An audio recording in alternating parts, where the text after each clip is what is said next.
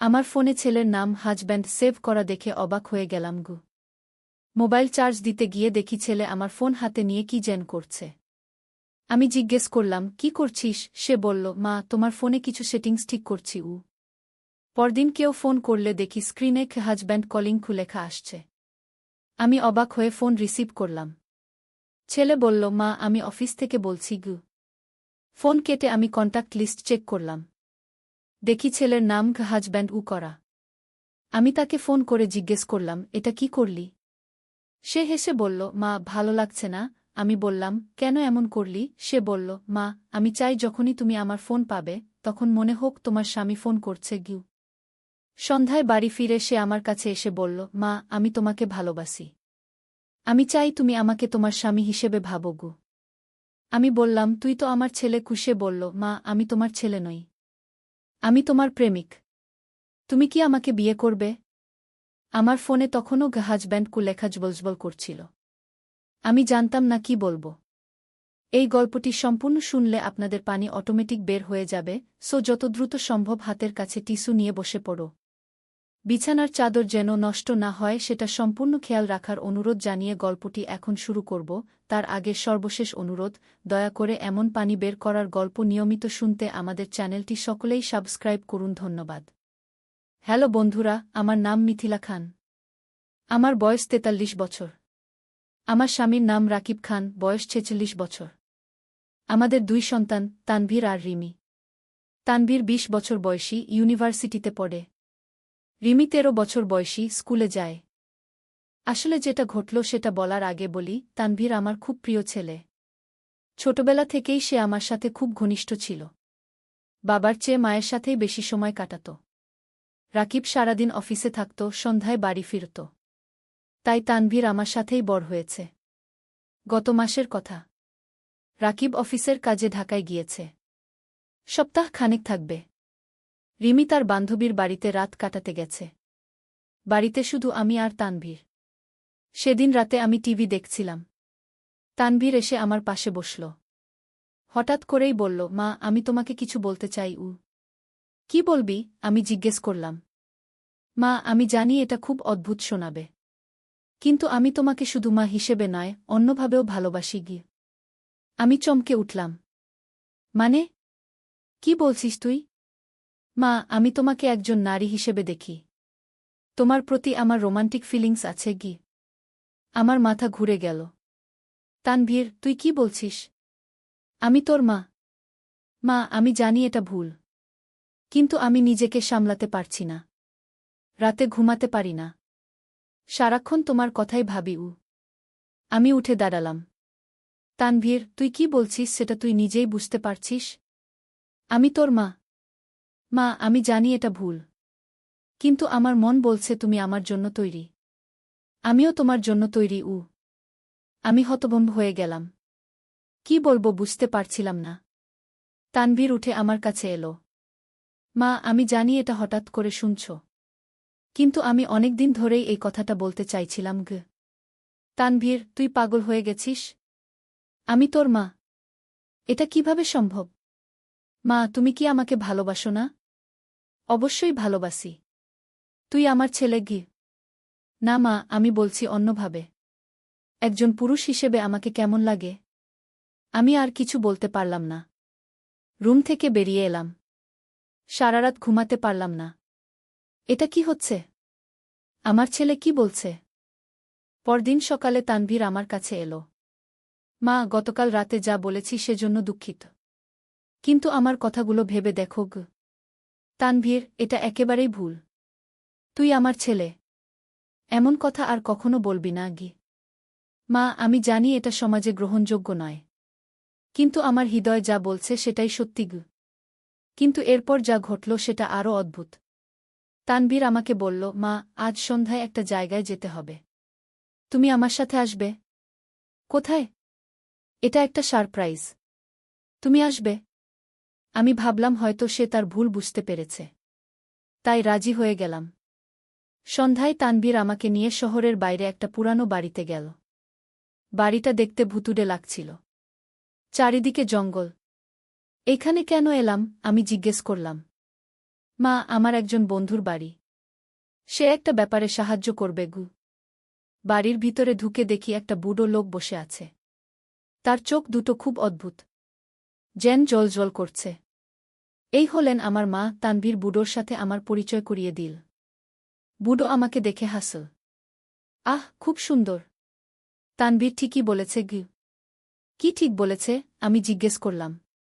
বাবা, আপনি কাজটা শুরু করুন, তানভীর বলল। বুড়ো একটা মোমবাতি জ্বালাল। তারপর কিছু অদ্ভুত মন্ত্র পড়তে শুরু করল। আমি বুঝতে পারছিলাম না কি হচ্ছে। হঠাৎ করে আমার মাথা ঘুরতে শুরু করল। চোখে ঝাপসা দেখতে লাগলাম। তানভীর, কি হচ্ছে আমার? আমি চিৎকার করলাম। মা, ভয় পেজো না। সব ঠিক হয়ে যাবে। আমি অজ্ঞান হয়ে পড়লাম। যখন জ্ঞান ফিরল, দেখি আমি একটা অন্ধকার ঘরে, হাত পা বাঁধা। তানভীর আমার সামনে দাঁড়িয়ে। তানভীর, এটা কি করেছিস? আমাকে ছাড়। মা, আমি তোমাকে ছাড়ব। কিন্তু তার আগে তুমি আমার কথা শোনো গু। কি কথা? তুই আমাকে বেঁধে রেখেছিস কেন? মা, ওই বুড়ো একজন তান্ত্রিক। সে আমাকে বলেছে কিভাবে তোমার মন পরিবর্তন করা যায়। আমার বুক ধড়ফড় করতে লাগল। মানে?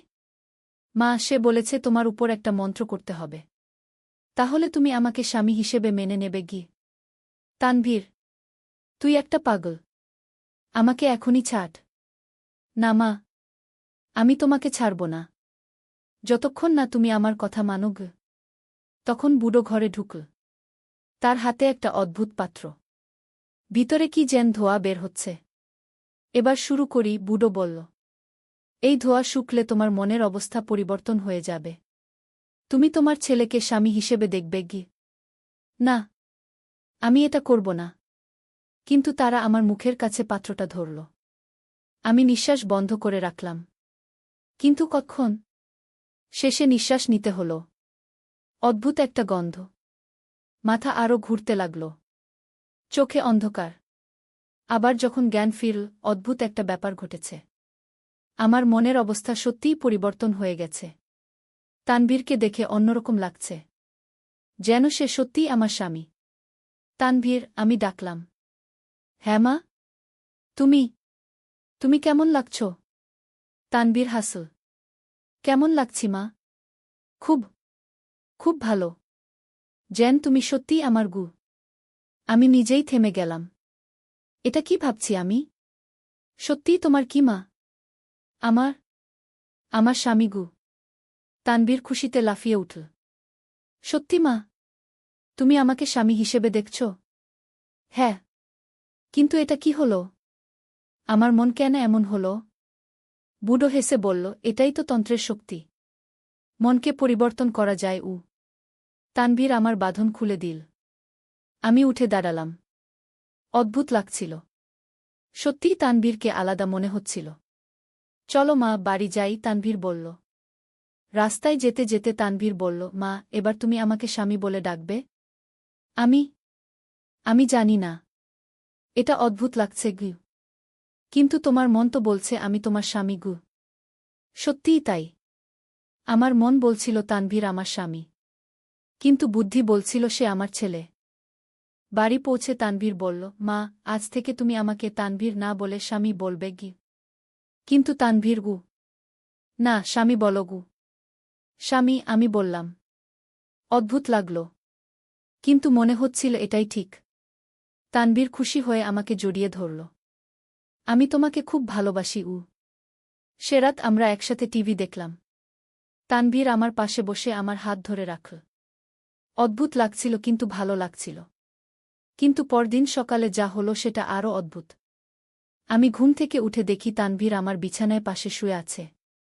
তানভীর, তুই এখানে কেন? আমি তোমার স্বামী। স্বামী স্ত্রী একসাথে না শুলে কেমন হয়? আমি চমকে উঠলাম। কিন্তু তুই তো আমার গু। আমি তোমার স্বামী। ভুলে গেছ? সত্যিই আমার মন বলছিল তানভীর আমার স্বামী। কিন্তু এটা তো ভুল। কিন্তু হঠাৎ ঘটনার মোড় পুরোপুরি পাল্টে গেল। সেদিন দুপুরে রাকিব ফিরল। সে ঢাকা থেকে তাড়াতাড়ি ফিরে এসেছে। বাড়িতে ঢুকে দেখে তানভীর আমার পাশে বসে আমার হাত ধরে আছে। এটা কি হচ্ছে? রাকিব জিজ্ঞেস করল। আমি কিছু বলার আগেই তানভীর বলল, বাবা, আমি মায়ের সাথে বিয়ে করতে চাই। রাকিবের চোখ কপালে উঠল। কি বললি তুই? বাবা, আমি মাকে ভালোবাসি। আমি তাকে বিয়ে করব। রাকিব রেগেমেগে উঠল। পাগল হয়েছিস? সে তোর মা। না বাবা। সে আমার প্রেমিকা। আমরা বিয়ে করব। রাকিব আমার দিকে তাকাল। মিথিলা, এটা কি হচ্ছে? আমি কিছু বলতে পারলাম না। আমার মাথা ঘুরছিল। রাকিব তানভীরকে একটা থাপ্পড় মারল। পাগল! তুই কি বলছিস? তানভীর রেগে গেল। বাবা, আমাকে মারবেন না। আমি এখন মায়ের স্বামী। রাকিব আরও রেগে গেল। বাবা ছেলেতে ঝগড়া শুরু হল। এই ঝগড়ার মধ্যে হঠাৎ আমার মাথায় যেন বজ্রপাত হল। আমি বুঝতে পারলাম কি হয়েছে। সেই তান্ত্রিকের মন্ত্রের প্রভাব। আমি চিৎকার করে বললাম, থামো! সবাই থামো! সবাই থামল। তানভীর, তুই আমাকে কি করেছিস জানো? তুই আমার উপর তন্ত্রমন্ত্র করেছিস। তানভীর ঘাবড়ে গেল। মা, তুমি কি বলছ? আমি সব মনে করতে পারছি। তুই আমাকে সেই তান্ত্রিকের কাছে নিয়ে গিয়ে আমার উপর মন্ত্র করিয়েছিস। রাকিব অবাক হয়ে গেল। কি বলছো তুমি? আমি সব খুলে বললাম। কিভাবে তানভীর আমার উপর তন্ত্রমন্ত্র করিয়েছে যাতে আমি তাকে স্বামী হিসেবে দেখি। রাকিব রেগে গিয়ে তানভীরকে আরও মারধর করল। তুই এমন জঘন্য কাজ করলি? তানভীর কাঁদতে শুরু করল। বাবা, আমি মাকে ভালোবাসি। এটা ভালোবাসা নয়। এটা অসুস্থতা। তুই ডাক্তার দেখা। কিন্তু আসল সমস্যা হলো সেই মন্ত্রের প্রভাব এখনও আমার উপর আছে। যদিও আমি বুদ্ধি দিয়ে বুঝতে পারছি তানভীর আমার ছেলে, কিন্তু মন এখনও তাকে স্বামী হিসেবে দেখতে চাইছে। আমি রাকিবকে বললাম, এই মন্ত্রের প্রভাব কাটানোর উপায় বের করতে হবে। রাকিব বলল, আমরা সেই তান্ত্রিকের কাছে যাব। তাকে দিয়ে এর প্রতিকার করাব। পরদিন আমরা তিনজন সেই পুরানো বাড়িতে গেলাম। কিন্তু বাড়িটা ফাঁকা। তান্ত্রিক নেই। আশেপাশের লোকদের জিজ্ঞেস করে জানা গেল সে কোথায় গেছে কেউ জানে না। আমরা হতাশ হয়ে ফিরলাম। এবার কি করব? রাকিব বলল, আমাদের অন্য কোনো তান্ত্রিক খুঁজতে হবে। আমরা শহরের বিভিন্ন তান্ত্রিকের কাছে গেলাম। কিন্তু কেউ সঠিক সমাধান দিতে পারল না। একজন বলল, এটা খুব জটিল তন্ত্র। এটা কাটানো সহজ নয়। আরেকজন বলল, যে এই তন্ত্র করেছে সেই শুধু এটা কাটাতে পারবে। আমরা অনেক খোঁজাখুঁজি করলাম। শেষে একজন তান্ত্রিক বলল, আমি চেষ্টা করতে পারি। কিন্তু সফল হওয়ার গ্যারান্টি নেই। আমরা রাজি হলাম। সেই তান্ত্রিক অনেক জটিল পূজাপার্বণ করল। আমার উপর অনেক মন্ত্র পড়ল। কিন্তু কোনো কাজ হল না। তান্ত্রিক বলল, দুঃখিত। এই তন্ত্র খুবই শক্তিশালী। আমি এটা কাটাতে পারছি না। আমরা আরও হতাশ হলাম। এবার কি করব? রাকিব বলল, আমাদের সেই তান্ত্রিককে খুঁজে বের করতে হবে যে এই তন্ত্র করেছে। আমরা ব্যাপক খোঁজাখুঁজি শুরু করলাম। শহরের বাইরে গ্রামে গঞ্জে খোঁজ করলাম। একদিন একটা গ্রামে জানতে পারলাম এমন একজন তান্ত্রিকের কথা। তার বর্ণনা মিলে যাচ্ছে। আমরা সেই গ্রামে গেলাম। দেখা পেলাম সেই তান্ত্রিকের। সেই বুড়ো। তাকে দেখে আমি চিৎকার করলাম, এই আমার উপর তন্ত্র করেছে। রাকিব তার গলা ধরে বলল, তুই আমার স্ত্রীর উপর যে তন্ত্র করেছিস সেটা কাটিয়ে দে। বুড়ো হেসে বলল, কাটাবো কেন? তোমার ছেলেই তো আমাকে বলেছিল এই তন্ত্র করতে। রাকিব আরও রেগে গেল। তুই এখনই কাটিয়ে দে, নইলে পুলিশে দেব। বুড়ো ভয় পেয়ে গেল। আচ্ছা আচ্ছা, কাটিয়ে দিচ্ছি। সে আবার সেই একই রকম পূজা শুরু করল। কিন্তু এবার উল্টো মন্ত্র। আমাকে আবার সেই অদ্ভুত ধোঁয়া শুকতে হল। কিছুক্ষণ পর আমার মাথা ঝিমঝিম করতে লাগল। তারপর সব স্বাভাবিক হয়ে গেল। আমি তানভীরের দিকে তাকালাম। এবার সে আবার আমার ছেলে। আর কোনো অদ্ভুত অনুভূতি নেই। তানভীর, আমি বললাম। হ্যাঁ মা? তুই এমন জঘন্য কাজ কেন করলি? তানভীর মাথা নিচু করল। মা, আমি তোমাকে ভালোবাসতাম। ভালোবাসা এভাবে হয় না। তুই আমার ছেলে। আমি তোর মা। রাকিব বলল, চলো বাড়ি যাই। পরে এই নিয়ে কথা বলব। বাড়ি ফিরে এলাম। কিন্তু সবকিছু স্বাভাবিক হলেও আমার মনে একটা অস্বস্তি রয়ে গেল।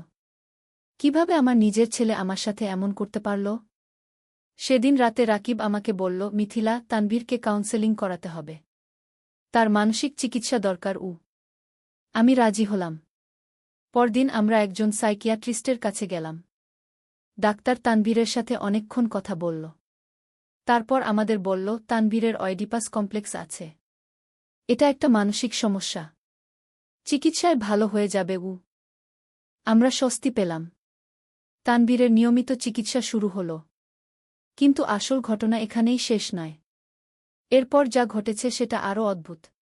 কয়েকদিন পর আমি দেখলাম তানভীর আবার অদ্ভুত আচরণ করছে। কিন্তু এবার আমার সাথে নয়, রিমির সাথে। একদিন দেখলাম তানভীর রিমিকে বলছে, রিমি, তুই আমার সাথে একটা জায়গায় যাবি? রিমি বলল, কোথায় ভাই? এটা সারপ্রাইজ গু। আমার সন্দেহ হল। আমি তাদের পিছু নিলাম। দেখলাম তানভীর রিমিকে নিয়ে সেই একই পুরানো বাড়িতে যাচ্ছে যেখানে আমাকে নিয়ে গিয়েছিল। আমি তাড়াতাড়ি রাকিবকে ফোন করলাম। রাকিব, তুমি তাড়াতাড়ি এসো। তানভীর আবার রিমিকে নিয়ে সেই তান্ত্রিকের কাছে গেছে গি। রাকিব দৌড়ে এলো।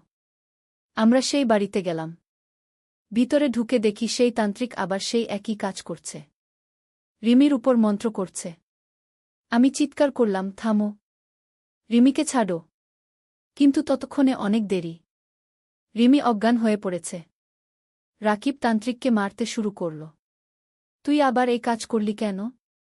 তান্ত্রিক বলল, আমি করিনি, তোমার ছেলেই আমাকে বলেছে গি।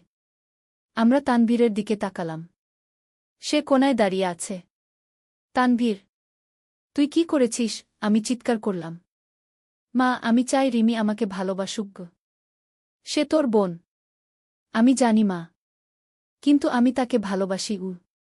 রাকিব তানভীরকে জোরে একটা থাপ্পড় মার। তুই সম্পূর্ণ পাগল হয়ে গেছিস। আমরা রিমিকে হাসপাতালে নিয়ে গেলাম। ডাক্তার বলল, তার অজ্ঞান হওয়ার কারণ কোনো ধোঁয়া শোকানো। পরদিন রিমির জ্ঞান ফিরল। কিন্তু তার আচরণও পরিবর্তন হয়ে গেছে। সে তানভীরকে দেখে অদ্ভুতভাবে হাসছে। ভাই, রিমি বলল, তুমি কেমন লাগছ? তানভীর খুশি হয়ে বলল, ভালো লাগছে রিমি। তুমি কেমন দেখছ আমাকে? তুমি তুমি খুব সুন্দর লাগছ গু। আমার বুকটা ধক করে উঠল। এবার রিমির উপরও সেই মন্ত্র কাজ করেছে। আমি রাকিবকে বললাম, আমাদের আবার সেই তান্ত্রিকের কাছে যেতে হবে। রিমির মন্ত্র কাটাতে হবে গু। কিন্তু এবার যখন গেলাম, সেই বুড়ো তান্ত্রিক বলল, আমি আর এই কাজে জড়াতে চাই না। তোমাদের ছেলে খুব বিপজ্জনক। আমরা অনুরোধ করলাম, কিন্তু সে রাজি হল না। রাকিব রেগে গিয়ে বলল, তুই রিমির মন্ত্র কাটিয়ে না দিলে আমি তোকে পুলিশে দিয়ে দেব গু। বুড়ো ভয় পেয়ে রাজি হল। আবার সেই একই প্রক্রিয়া। রিমির মন্ত্র কাটানো হল। রিমি স্বাভাবিক হয়ে গেল। কিন্তু তানভীর আরও বেশি মানসিক হয়ে গেল। সে বলল, আমি কিছুই পাব না। না মা, না রিমি গু। ডাক্তার বলল, তানভীরকে মানসিক হাসপাতালে ভর্তি করতে হবে গি। আমাদের আর কোনো উপায় ছিল না। তানভীরকে মানসিক হাসপাতালে ভর্তি করলাম। কিন্তু গল্প এখানেই শেষ নয়। এরপর যা ঘটেছে সেটা আরও অবিশ্বাস্য। মানসিক হাসপাতালে তানভীরের চিকিৎসা চলছিল। আমরা প্রতিদিন তাকে দেখতে যেতাম। একদিন হাসপাতালের ডাক্তার আমাদের ডেকে পাঠাল। তানভীরের অবস্থার উন্নতি হচ্ছে, ডাক্তার বলল। কিন্তু একটা অদ্ভুত ব্যাপার হয়েছে গি।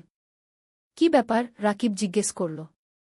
তানভীর বলছে সে তার আসল পরিচয় মনে করতে পারছে না। সে বলছে তার নাম তানভীর নয় গু। আমরা অবাক হলাম। মানে? তানভীর বলছে তার আসল নাম অমিত। আর সে তোমাদের ছেলে নয় গি। আমার মাথা ঘুরে গেল। এটা কি বলছেন? তানভীর বলছে তার আসল বাবা মা অন্য। আর যাকে তোমরা তানভীর বলে জানো সে আসলে তানভীর নয় গু। রাকিব বলল, এটা তো পাগলামি। সে আমাদের ছেলে গু। আপনারা তার সাথে কথা বলুন গু। আমরা তানভীরের কাছে গেলাম। সে আমাদের দেখে বলল, আপনারা কারা? আমি তোর মা মিথিলা। আর উনি তোর বাবা রাকিব। না, আপনারা আমার বাবা মা নয়। আমার নাম অমিত। আমার বাবার নাম হরিদাস, মায়ের নাম সুমিত্রা গু। আমরা হতভম্ব হয়ে গেলাম। এটা কি হচ্ছে? ডাক্তার বলল, এটা হতে পারে মানসিক আঘাতের কারণে স্মৃতিভ্রংশ। কিন্তু তানভীর খুব বিস্তারিত বলতে পারল তার আসল পরিবারের কথা। কোথায় তারা থাকে, কি করে। আমি বললাম, তাহলে আমাদের আসল তানভীর কোথায়? সে বলল, আমি জানি না। আমি শুধু জানি আমি অমিত। রাকিব বলল, আমরা খোঁজ নিয়ে দেখি। আমরা সেই ঠিকানায় গেলাম যেটা তানভীর বলেছিল। সত্যিই সেখানে হরিদাস আর সুমিত্রা নামে একটা দম্পতি থাকে। আর তাদের ছেলে অমিত ২০ বছর আগে হারিয়ে গেছে। তারা তানভীরকে দেখে চিৎকার করে কাঁদতে শুরু করল। অমিত, আমার ছেলে। তানভীরও তাদের চিনতে পারল। বাবা, মা। আমরা হতবাক হয়ে গেলাম। তাহলে যাকে আমরা ১৯ বছর ধরে আমাদের ছেলে বলে জানতাম সে আসলে অন্যের ছেলে? হরিদাস বলল, ২০ বছর আগে আমার ছেলে হারিয়ে গিয়েছিল। তখন তার বয়স ছিল মাত্র ১ বছর। আমার মনে পড়ল, ১৯ বছর আগে আমরা তানভীরকে পেয়েছিলাম। তখন সে খুব ছোট। আমরা ভেবেছিলাম কেউ তাকে ফেলে দিয়ে গেছে। সুমিত্রা বলল, আমি জানতাম আমার ছেলে একদিন ফিরে আসবে। কিন্তু এখন প্রশ্ন হল, আমাদের আসল ছেলে তানভীর কোথায়? অমিত বলল, আমি মনে করতে পারি আমাকে একটা লোক চুরি করেছিল। তারপর আপনাদের কাছে এনে দিয়েছিল। রাকিব বলল, কেন? সে বলেছিল আপনাদের ছেলে মারা গেছে। তাই আপনাদের দুঃখ কমানোর জন্য আমাকে এনে দিয়েছে। আমার চোখে অন্ধকার দেখলাম। মানে আমাদের আসল ছেলে তানভীর মারা গেছে? অমিত মাথা নাড়ল। হ্যাঁ। সে বলেছিল তানভীর অসুস্থ হয়ে মারা গেছে। আর আমাকে নিয়ে এসে আপনাদের বলেছিল এই তানভীর। আমি কাঁদতে শুরু করলাম। আমাদের আসল ছেলে তানভীর মারা গেছে ১৯ বছর আগেই। রাকিব বলল, তাহলে আমরা ১৯ বছর ধরে অন্যের ছেলেকে আমাদের ছেলে বলে মানুষ করেছি। সুমিত্রা বলল, আর আমরা ১৯ বছর ধরে আমাদের ছেলেকে খুঁজে ফিরেছি। এটা একটা অবিশ্বাস্য ঘটনা। কিন্তু সব প্রমাণ এটাই বলছে। রিমি কাঁদছিল। তাহলে আমার ভাইকে? অমিত বলল, আমি তোমার ভাই নই রিমি। আমি অমিত। এই ঘটনার পর আমাদের পরিবার ভেঙে গেল। অমিত তার আসল বাবা মায়ের সাথে চলে গেল। আমরা শোকে মুহ্যমান হয়ে গেলাম। আমাদের আসল ছেলে তানভীর আর নেই। কিন্তু গল্পের শেষ মোড়টা আরও অদ্ভুত। কয়েক মাস পর পুলিশ এসে আমাদের জানাল, আমরা একটা চক্র ধরেছি যারা বাচ্চা চুরি করে। কি চক্র? রাকিব জিজ্ঞেস করল। এই চক্রের নেতা স্বীকার করেছে যে ১৯ বছর আগে তারা আপনাদের ছেলে তানভীরকে চুরি করেছিল। আমার বুক ধড়ফড় করতে লাগল। তানভীর জীবিত? হ্যাঁ। তারা তানভীরকে অন্য একটা পরিবারের কাছে বিক্রি করে দিয়েছিল। আমি কাঁদতে শুরু করলাম। আমার ছেলে জীবিত। পুলিশ আমাদের নিয়ে গেল সেই পরিবারের কাছে। দেখলাম একটা ছেলে যার বয়স ১৯ বছর। দেখতে অবিকল আমাদের মতো। এই আপনাদের আসল ছেলে তানভীর, পুলিশ বলল। তানভীর আমাদের দেখে কিছুই বুঝতে পারল না। সে অন্য পরিবারের কাছে বড় হয়েছে। আমি তাকে জড়িয়ে ধরে কাঁদতে লাগলাম। তানভীর, আমার ছেলে। কিন্তু তানভীর অস্বস্তি বোধ করছিল। সে তো জানেই না আমরা কে। এখন আমাদের সামনে নতুন সমস্যা। রিমি এখনও সব বুঝতে পারছে না। সে মাঝে মাঝে অমিতকে ভাই বলে ডাকে, মাঝে মাঝে তানভীরকে খোঁজে। আমাদের জীবনে এক অদ্ভুত পরিবর্তন এসেছে, যা আমরা কখনো কল্পনাও করতে পারিনি। এই গল্পের শেষ হয়েছে কিনা জানি না। হয়তো আরও অদ্ভুত কিছু ঘটবে। কিন্তু একটা কথা বুঝেছি, জীবনে কোনো কিছুই নিশ্চিত নয়। যাকে আমরা নিজের ভাবি সেও হয়তো অন্যের। আর যাকে অন্যের ভাবি সে হয়তো আমাদের। সত্যি বলতে এই পুরো ঘটনা আমাদের জীবনকে নাটকের চেয়েও বেশি নাটকীয় বানিয়ে দিয়েছে।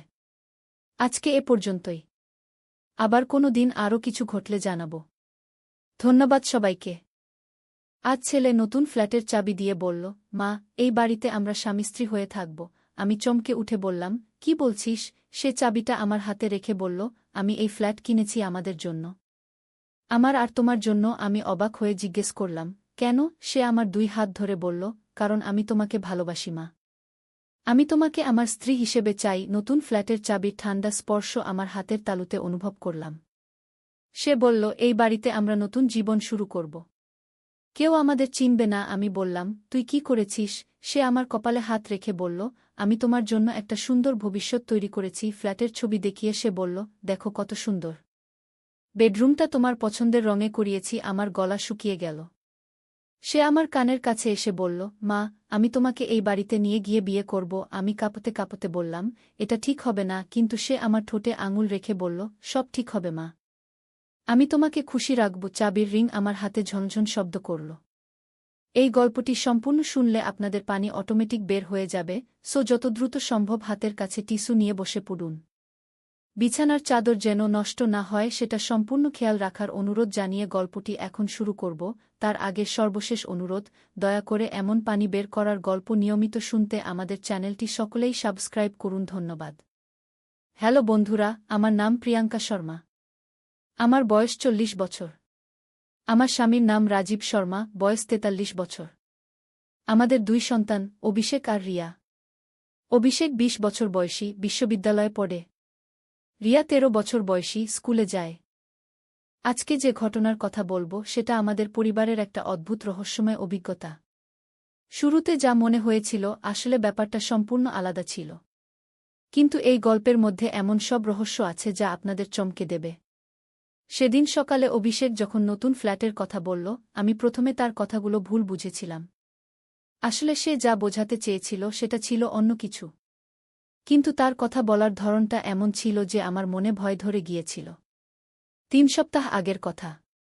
অভিষেক তখন চাকরির জন্য ইন্টারভিউ দিতে গিয়েছিল একটা বিশেষ কোম্পানিতে, যাদের অফিস শহরের একেবারে কেন্দ্রে।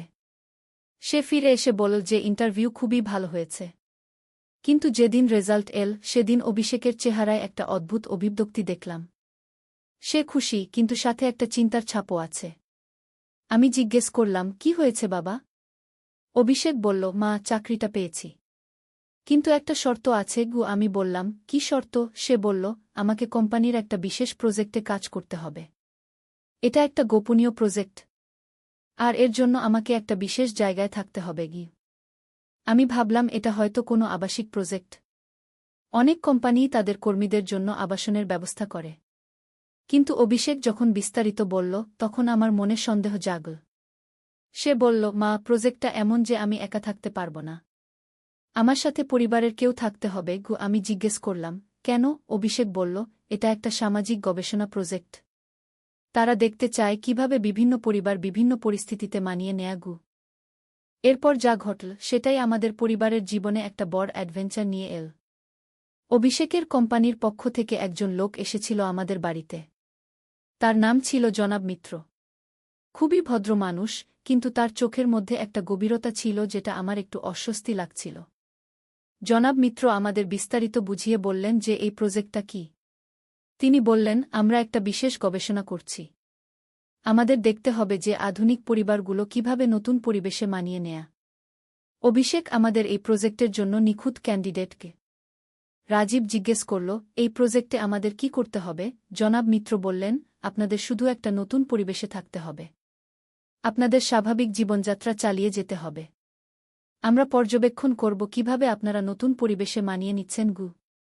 কথা শুনতে সহজ লাগছিল, কিন্তু আমার মনের মধ্যে একটা অস্বস্তি ছিল। রিয়া জিজ্ঞেস করল, আমার স্কুল কি হবে? জনাব মিত্র বললেন, চিন্তার কোনো কারণ নেই। নতুন জায়গায় আপনার জন্য একটা ভালো স্কুলের ব্যবস্থা আছে গি। সেই রাতে আমরা পরিবারের সবাই মিলে আলোচনা করলাম। রাজীব বলল, অভিষেকের ভবিষ্যতের জন্য এটা ভালো সুযোগ হতে পারে। আমিও একমত হলাম। কিন্তু একটা কথা বলি, মনের মধ্যে একটা অদ্ভুত অনুভূতি ছিল। পরের দিন জনাব মিত্র আবার এলেন। এবার তিনি একটা গাড়ি নিয়ে এসেছিলেন। তিনি বললেন, আজকে আপনাদের নতুন বাড়ি দেখাতে নিয়ে যাব। আমরা সবাই গাড়িতে উঠলাম। শহর থেকে প্রায় 1 ঘন্টা দূরে একটা এলাকায় আমাদের নিয়ে গেলেন। জায়গাটা খুবই সুন্দর। চারপাশে সবুজ গাছপালা, পরিষ্কার রাস্তা, সব কিছুই ঝকঝকে। কিন্তু একটা বিষয় লক্ষ্য করলাম, এই এলাকায় বাড়িগুলো একটু দূরত্বে। মানে প্রতিবেশীদের সাথে তেমন যোগাযোগের সুযোগ নেই। নতুন বাড়িটা দেখে আমার মুখ হা হয়ে গেল। এত সুন্দর! পুরো বাড়িটা আধুনিক স্থাপত্যে তৈরি। 3টা বেডরুম, 2টা বাথরুম, একটা বড় বসার ঘর, আধুনিক রান্নাঘর, আর একটা ছোট্ট বাগান। সব কিছুই পরিপাটি। জনাব মিত্র বললেন, এই বাড়িতে আপনাদের সব ধরনের সুবিধা আছে। ইন্টারনেট, কেবল টিভি, সব আধুনিক যন্ত্রপাতি। রিয়া উৎসাহিত হয়ে বলল, ওয়াও! আমার রুমটা কোনটা? জনাব মিত্র তাকে একটা সুন্দর রুম দেখালেন যেটায় পড়ার টেবিল, আলমারি, সব কিছুই আছে। সেদিনই আমরা এই নতুন বাড়িতে উঠে এলাম। প্রথম কয়েকদিন সব কিছু স্বাভাবিক ছিল। অভিষেক তার নতুন চাকরিতে যোগ দিল। রিয়া নতুন স্কুলে ভর্তি হল। রাজীব তার অফিসে যাতায়াত করতে একটু বেশি সময় লাগছিল, কিন্তু সে কোনো অভিযোগ করেনি। কিন্তু প্রায় এক সপ্তাহ পরে আমি অদ্ভুত কিছু জিনিস লক্ষ্য করতে শুরু করলাম। মাঝে মাঝে মনে হতো কেউ যেন আমাদের দেখছে, কিন্তু চারপাশে তাকিয়ে কাউকে দেখতে পেতাম না। একদিন সন্ধ্যায় আমি রান্নাঘরে কাজ করছিলাম। হঠাৎ মনে হলো কেউ যেন জানালা দিয়ে দেখছে।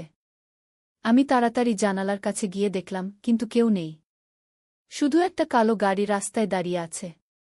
রিয়া একদিন স্কুল থেকে ফিরে বলল, মা, আমার ক্লাস টিচার আমাকে অদ্ভুত কিছু প্রশ্ন করেছেন। আমি জিজ্ঞেস করলাম, কী রকম প্রশ্ন? রিয়া বলল, তিনি জানতে চেয়েছেন আমরা এই বাড়িতে কেমন আছি, বাবা মা খুশি কিনা, এসব। এই কথা শুনে আমার মনের মধ্যে সন্দেহ আরও বেড়ে গেল। আমি রাজীবের সাথে কথা বললাম। রাজীবও বলল যে তার অফিসে একজন সহকর্মী তাকে অদ্ভুত প্রশ্ন করেছে। তোমাদের নতুন বাড়িতে কেমন লাগছে? সব ঠিকঠাক আছে তো? এসব। আমি অভিষেকের সাথে কথা বলার চেষ্টা করলাম, কিন্তু সে যেন একটু এড়িয়ে চলছে। সে বলল, মা, চাকরিতে খুব চাপ, আমি ঠিকমতো কথা বলতে পারছি না। একদিন রাতে আমার ঘুম ভেঙে গেল। বাইরে কোনো একটা শব্দ হচ্ছিল। আমি জানালা দিয়ে দেখলাম আমাদের বাড়ির সামনে একটা ভ্যান দাঁড়িয়ে আছে। কয়েকজন লোক কোনো যন্ত্রপাতি নিয়ে কাজ করছে। আমি রাজীবকে ডাকলাম। আমরা দুজনে দেখলাম, কিন্তু ভালো করে বুঝতে পারলাম না তারা কি করছে। পরের দিন সকালে আমি জনাব মিত্রকে ফোন করলাম। তিনি বললেন, ওটা কিছু না, আমাদের প্রযুক্তিগত কিছু কাজ, আপনারা চিন্তা করবেন না। কিন্তু আমার মন থেকে সন্দেহ যাচ্ছিল না। আমি ঠিক করলাম যে নিজেই তদন্ত করব। সেদিন সবাই বাইরে চলে যাওয়ার পর আমি বাড়ির চারপাশে ঘুরে দেখলাম। আমি দেখতে পেলাম যে আমাদের বাড়ির বিভিন্ন জায়গা ছোট ছোট ক্যামেরা লাগানো আছে, এমনকি বাড়ির ভেতরেও। আমার মাথায় যেন বজ্রপাত হল। আমি তাড়াতাড়ি রাজীবকে ফোন করলাম। এক্ষুনি বাড়িতে এসো, জরুরি। রাজীব অফিস থেকে ছুটে এল। আমি তাকে ক্যামেরাগুলো দেখালাম। রাজীবের মুখ ফ্যাকাশে হয়ে গেল। রাজীব বলল, এটা কি হচ্ছে? আমরা কি কোনো এক্সপেরিমেন্টের ইঁদুর? আমি বললাম, মনে হচ্ছে তাই। সেদিন সন্ধ্যায় অভিষেক বাড়ি ফিরলে আমরা তাকে সব কিছু বললাম।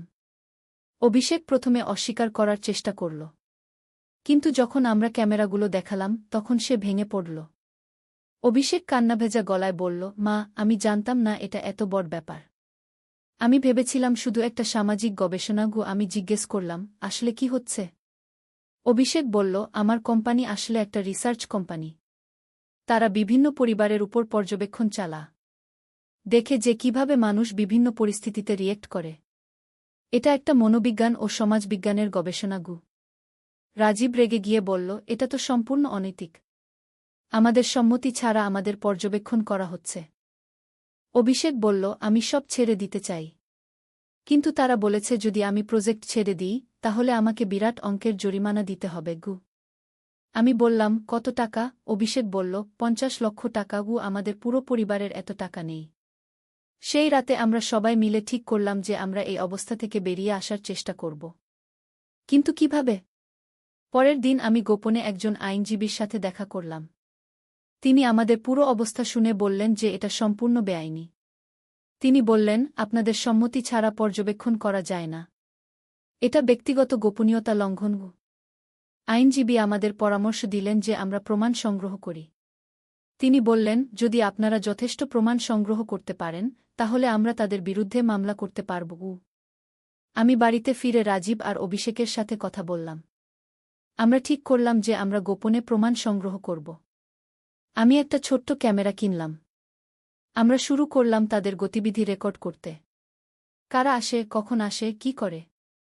এক সপ্তাহ পর্যবেক্ষণের পর আমরা দেখলাম যে প্রতিদিন রাতে কয়েকজন লোক এসে আমাদের বাড়ির চারপাশে কিছু যন্ত্রপাতি চেক করে যায়। তারা ক্যামেরার মেমরি কার্ড পরিবর্তন করে, এমনকি আমাদের ফোনের কথাবার্তাও শুনে। একদিন আমি একটা কৌশল করলাম। আমি জোরে জোরে রাজীবের সাথে কথা বললাম যে আমরা আগামীকাল শহরে যাব আত্মীয়দের বাড়িতে। আসলে আমরা যাইনি, আমরা বাড়ির ভেতরেই লুকিয়েছিলাম। সেদিন রাতে আমরা দেখলাম যে 5 জন লোক এসে আমাদের বাড়িতে ঢুকল। তারা আমাদের ব্যক্তিগত জিনিসপত্র ঘেঁটে দেখল, আমাদের কম্পিউটার খুলে দেখল, এমনকি আমাদের কাপড়চোপের আলমারিও তল্লাশি করল। আমরা সব কিছু ভিডিও করলাম। এবার আমাদের হাতে যথেষ্ট প্রমাণ।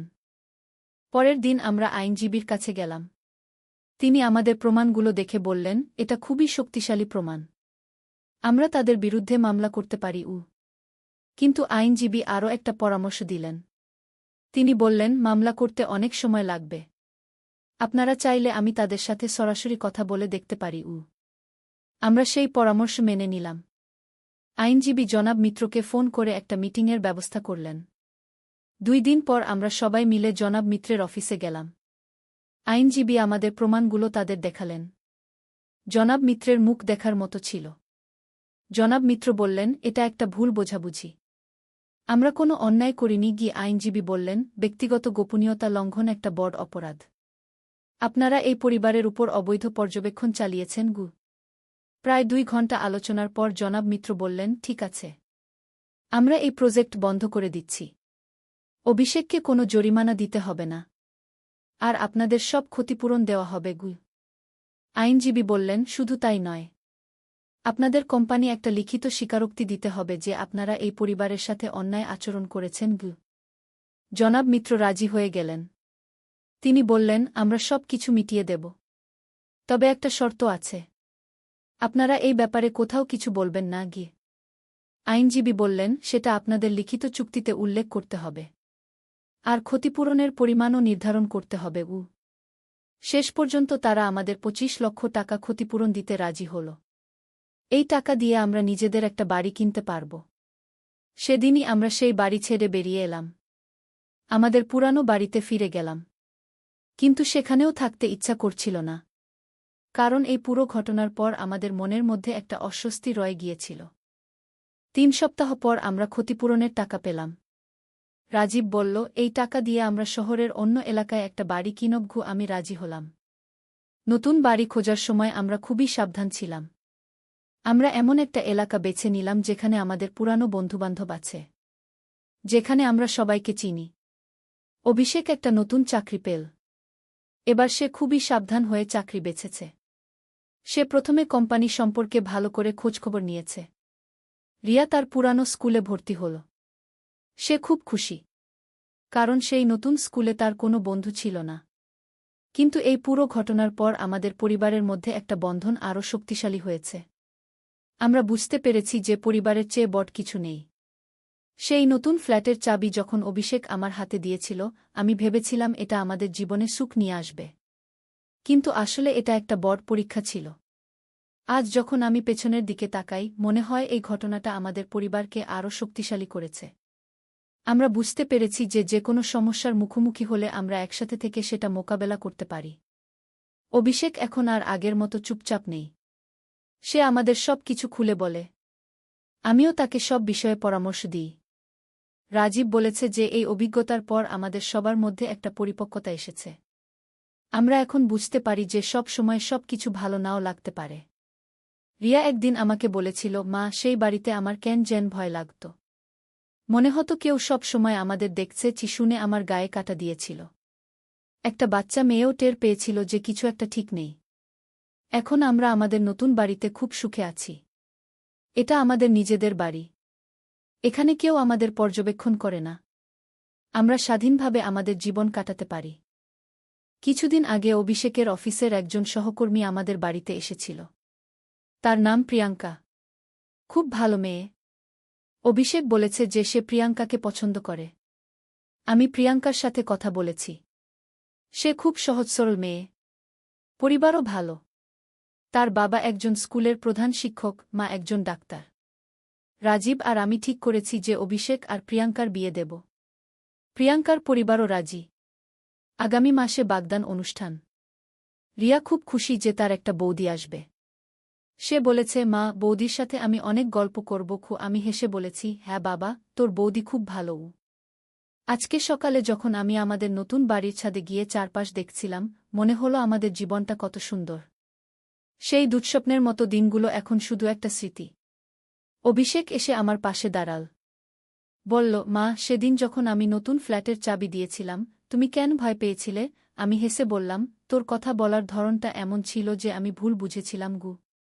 অভিষেক বলল, আমি তো শুধু বলতে চেয়েছিলাম যে এই বাড়িতে তুমি আর বাবা স্বামী স্ত্রী হিসেবে সুখে থাকবে। আমি তো তোমাদের খুশি দেখতে চেয়েছিলাম গু। আমি অভিষেকের কপালে হাত বুলিয়ে দিলাম। বললাম, তুই ঠিকই করেছিলিস বাবা। কিন্তু সেই কোম্পানির লোকেরা আমাদের সাথে যা করেছিল সেটা ঠিক ছিল না গে। অভিষেক বলল, মা, এখন আর সেসব নিয়ে ভাবার দরকার নেই। আমরা এখন সুখে আছি। সন্ধ্যায় রাজীব অফিস থেকে ফিরে এল। সে আজকে খুব খুশি। কারণ অফিসে তার প্রমোশন হয়েছে। আমরা সবাই মিলে উদযাপন করলাম। রিয়া তার নতুন বন্ধুদের নিয়ে বাড়িতে এসেছে। তারা সবাই খুব ভালো। আমি তাদের সবার জন্য খিচুড়ি আর ইলিশ ভাজা রান্না করেছি। সবাই খুব পছন্দ করেছে।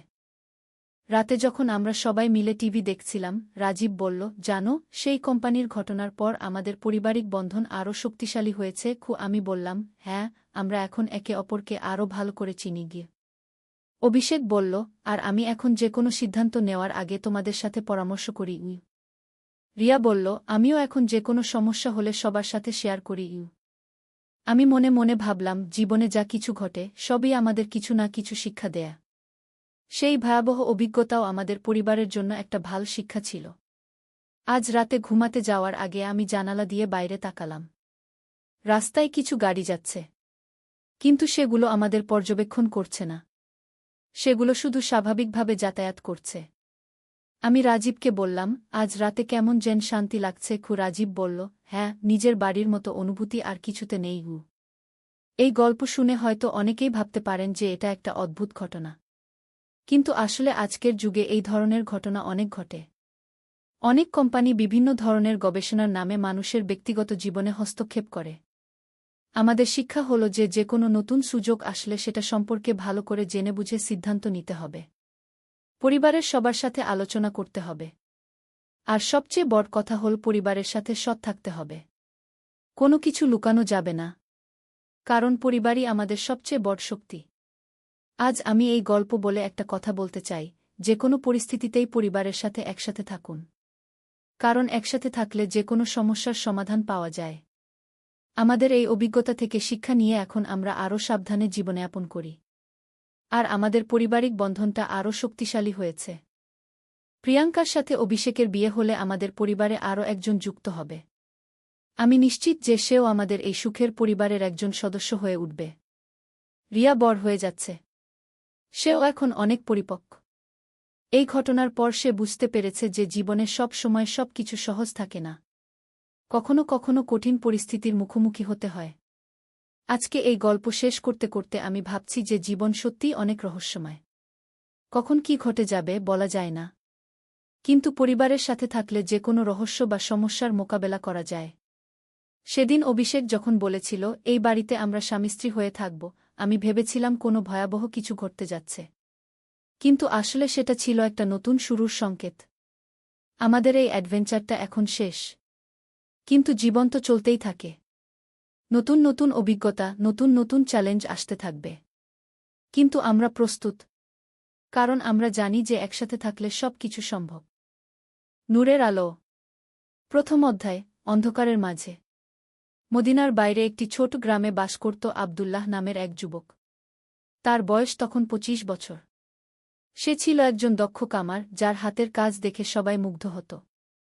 কিন্তু আবদুল্লাহর হৃদয়ে ছিল এক গভীর অশান্তি। সে দেখত যে তার চারপাশের মানুষেরা বিভিন্ন দেবদেবীর পূজা করে, কিন্তু তার মন কখনো এসব মূর্তি পূজায় শান্তি পেত না। আব্বু, এই পাথরের মূর্তিগুলো কি সত্যিই আমাদের সাহায্য করতে পারে? একদিন সে তার বাবা আবু বকর আল কুরাইশিকে জিজ্ঞেস করল। তার বাবা, যিনি গ্রামের একজন সম্মানিত ব্যক্তি ছিলেন, কপাল কুঁচকে উত্তর দিলেন, বেটা, আমাদের পূর্বপুরুষেরা এভাবেই পূজা করে এসেছেন। তুমি এসব নিয়ে প্রশ্ন তুলো না গি। কিন্তু আবদুল্লাহর মন প্রশ্নে ভরে থাকত। রাতের পর রাত সে আকাশের দিকে তাকিয়ে থাকত আর ভাবত, যিনি এই চাঁদ-তারা, আকাশ পৃথিবী সৃষ্টি করেছেন, তিনি নিশ্চয়ই এই পাথরের তৈরি মূর্তিগুলোর চেয়ে অনেক বড়। একদিন সকালে আবদুল্লাহ তার কামারশালায় কাজ করছিল। হঠাৎ একজন অপরিচিত ব্যক্তি এসে হাজির হলেন। তিনি ছিলেন মধ্যবয়স্ক, চেহারায় এক অদ্ভুত শান্তি আর তেজ। তার পোশাক সাধারণ, কিন্তু চোখে ছিল এক অন্যরকম আলো। আসসালামু আলাইকুম, অপরিচিত ব্যক্তি বললেন। আব্দুল্লাহ একটু অবাক হয়ে জবাব দিল, ওয়া আলাইকুমুসসালাম। যদিও সে এই অভিবাদনের অর্থ পুরোপুরি বুঝত না, তবুও কেন যেন মনে হল এটা বলা উচিত। আমার নাম বিলাল ইবনে রাবাহ, অপরিচিত ব্যক্তি বললেন। আমি একটি তরবারি মেরামত করাতে এসেছি। আব্দুল্লাহ তরবারিটি দেখল। এটি ছিল অত্যন্ত সুন্দর, কিন্তু হাতলে কিছু ক্ষতি ছিল। এই তরবারির ইতিহাস কি? আব্দুল্লাহ কৌতূহলে জিজ্ঞেস করল। বিলাল রাত একটা গভীর দীর্ঘশ্বাস ফেললেন। এই তরবারি দিয়ে আমি ইসলামের পথে জিহাদ করেছি। আল্লাহর রাসূল সাক এর সাথে অনেক যুদ্ধে অংশ নিয়েছি। ইসলাম? আব্দুল্লাহর চোখে কৌতূহলের আলো জ্বলে উঠল। এটা কি? বিলাল রাত মৃদু হাসলেন। ইসলাম মানে শান্তি। আল্লাহ তায়ালার কাছে সম্পূর্ণ আত্মসমর্পণ। আমরা বিশ্বাস করি যে আল্লাহ ছাড়া কোনো ইলাহ নেই, আর মুহাম্মদ সাক আল্লাহর রাসূল। আব্দুল্লাহর হৃদয় এই বাণী শুনে কেঁপে উঠল। একজন আল্লাহ? কোনো মূর্তি নয়।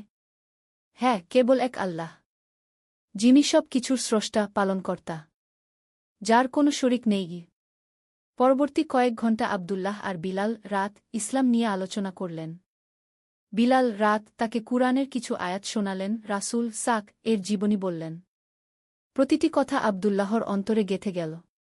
তুমি কি ইসলাম গ্রহণ করবে? বিলাল রাত শেষে জিজ্ঞেস করলেন। আব্দুল্লাহ একটু ভেবে বলল, আমি সময় চাই। আমার পরিবার, আমার সমাজ, সবাই তো এর বিরুদ্ধে যাবে। সত্যের পথ সবসময় কঠিন, বিলাল রাত বললেন। কিন্তু যে আল্লাহর উপর ভরসা রাখে, আল্লাহ তার জন্য পথ বের করে দেন। দ্বিতীয় অধ্যায়, সত্যের খোঁজে। বিলাল রাত চলে যাওয়ার পর আব্দুল্লাহর মন অস্থির হয়ে গেল। তার কামারশালায় বসে সে বারবার ভাবত, লা ইলাহা ইল্লাল্লাহু মুহাম্মাদুর রাসূলুল্লাহ কি এই কলেমার অর্থ তার হৃদয়ে গেঁথে গিয়েছিল। সেই রাতে আব্দুল্লাহ ঘুমাতে পারেনি। সে বাইরে বেরিয়ে আকাশের দিকে তাকাল। অসংখ্য তারা জ্বলজ্বল করছে। আল্লাহ, যদি তুমি সত্যিই এক এবং একমাত্র ইলাহ হও, তাহলে আমাকে সঠিক পথ দেখাও, সে মনে মনে প্রার্থনা করল। পরের দিন সকালে আব্দুল্লাহর বাবা তার কাছে এলেন। বেটা, গতকাল যে লোকটা এসেছিল সে কি বলেছিল? গ্রামের লোকেরা বলছে সে নাকি কোনো নতুন ধর্মের কথা বলে। আব্দুল্লাহ একটু ইতস্তত করে বলল, আব্বু, সে ইসলামের কথা বলেছে। এটা এমন একটা ধর্ম যেখানে কেবল একজন আল্লাহর উপাসনা করা হয়। আবু বকর আল কুরাইশির মুখ রাগে লাল হয়ে গেল। কি বলছিস তুই? আমাদের দেবদেবীদের অসম্মান করছিস? এই নতুন ধর্ম আমাদের পূর্বপুরুষদের ধর্মকে মিথ্যা বলে। কিন্তু আব্বু, এই পাথরের মূর্তিগুলো কি সত্যিই আমাদের কোনো উপকার করতে পারে? তারা না পারে দেখতে, না পারে শুনতে। চুপ! আবু বকর চিৎকার করে উঠলেন। তুই এই বাড়িতে এসব কথা বলবি না।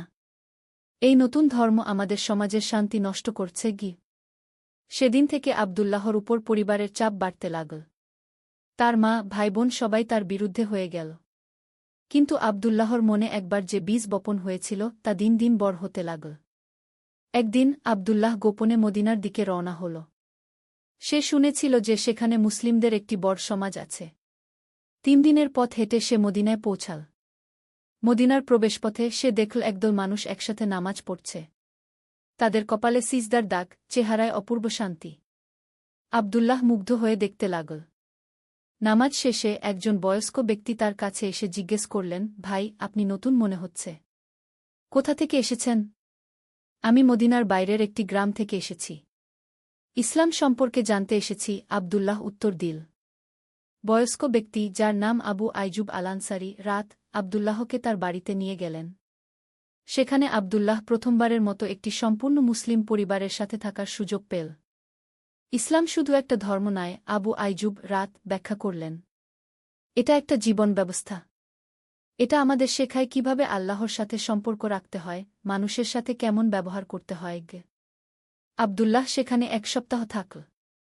প্রতিদিন সে নামাজ দেখত, কুরআন তিলাওয়াত শুনত, ইসলামের বিভিন্ন বিধান সম্পর্কে জানত। তার হৃদয় প্রশান্তিতে ভরে উঠল। 3য় অধ্যায়, ঈমানের আলো। মদিনায় থাকার 7ম দিনে আব্দুল্লাহ আবু আইজুব রাত কে বলল, চাচা, আমি ইসলাম গ্রহণ করতে চাই। আবু আইজুব রাত এর চোখে খুশির অশ্রু এসে গেল।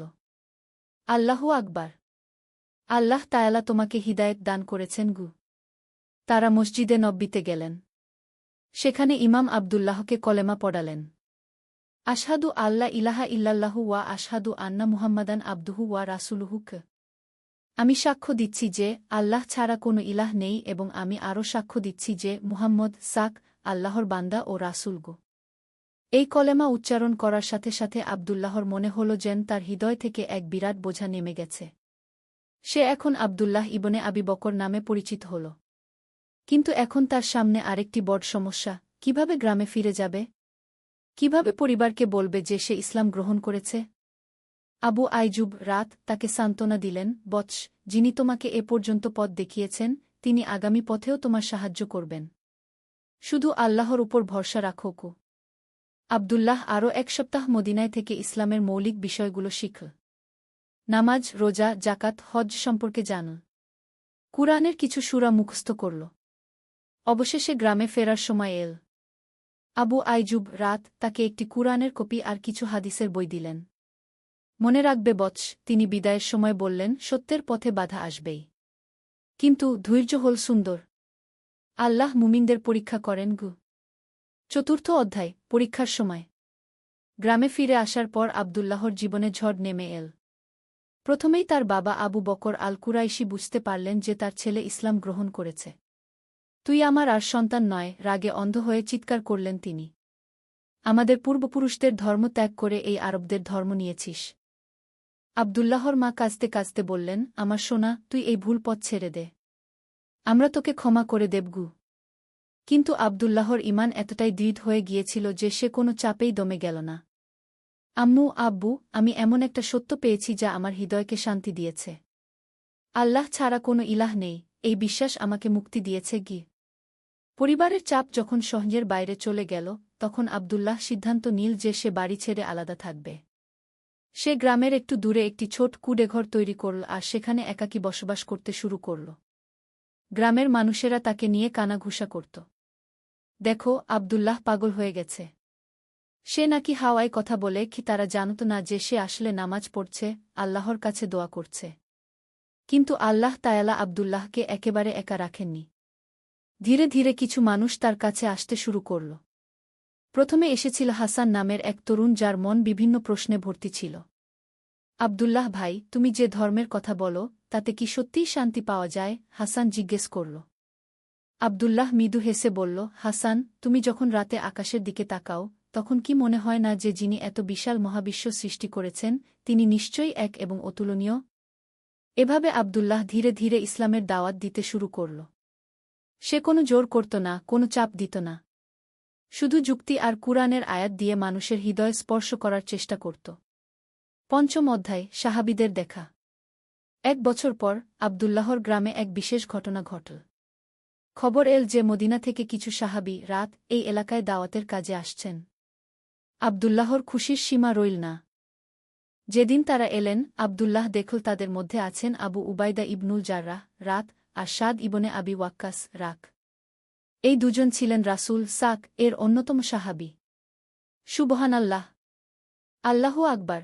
আবদুল্লাহ আবেগে আর নিজেকে ধরে রাখতে পারল না। আবু উবাইদা আবদুল্লাহকে দেখে অবাক হলেন। মাশাআল্লাহ, এই দুর্গম এলাকায় একজন মুসলিম ভাই। আবদুল্লাহ তাদের কাছে তার পুরো গল্প বলল। কিভাবে সে ইসলাম গ্রহণ করেছে, কি কি সমস্যার মুখোমুখি হয়েছে। সাদ ইবনে আবি ওয়াক্কাস বললেন, ভাই, তোমার ধৈর্য আর দৃঢ়তা দেখে আমরা অভিভূত।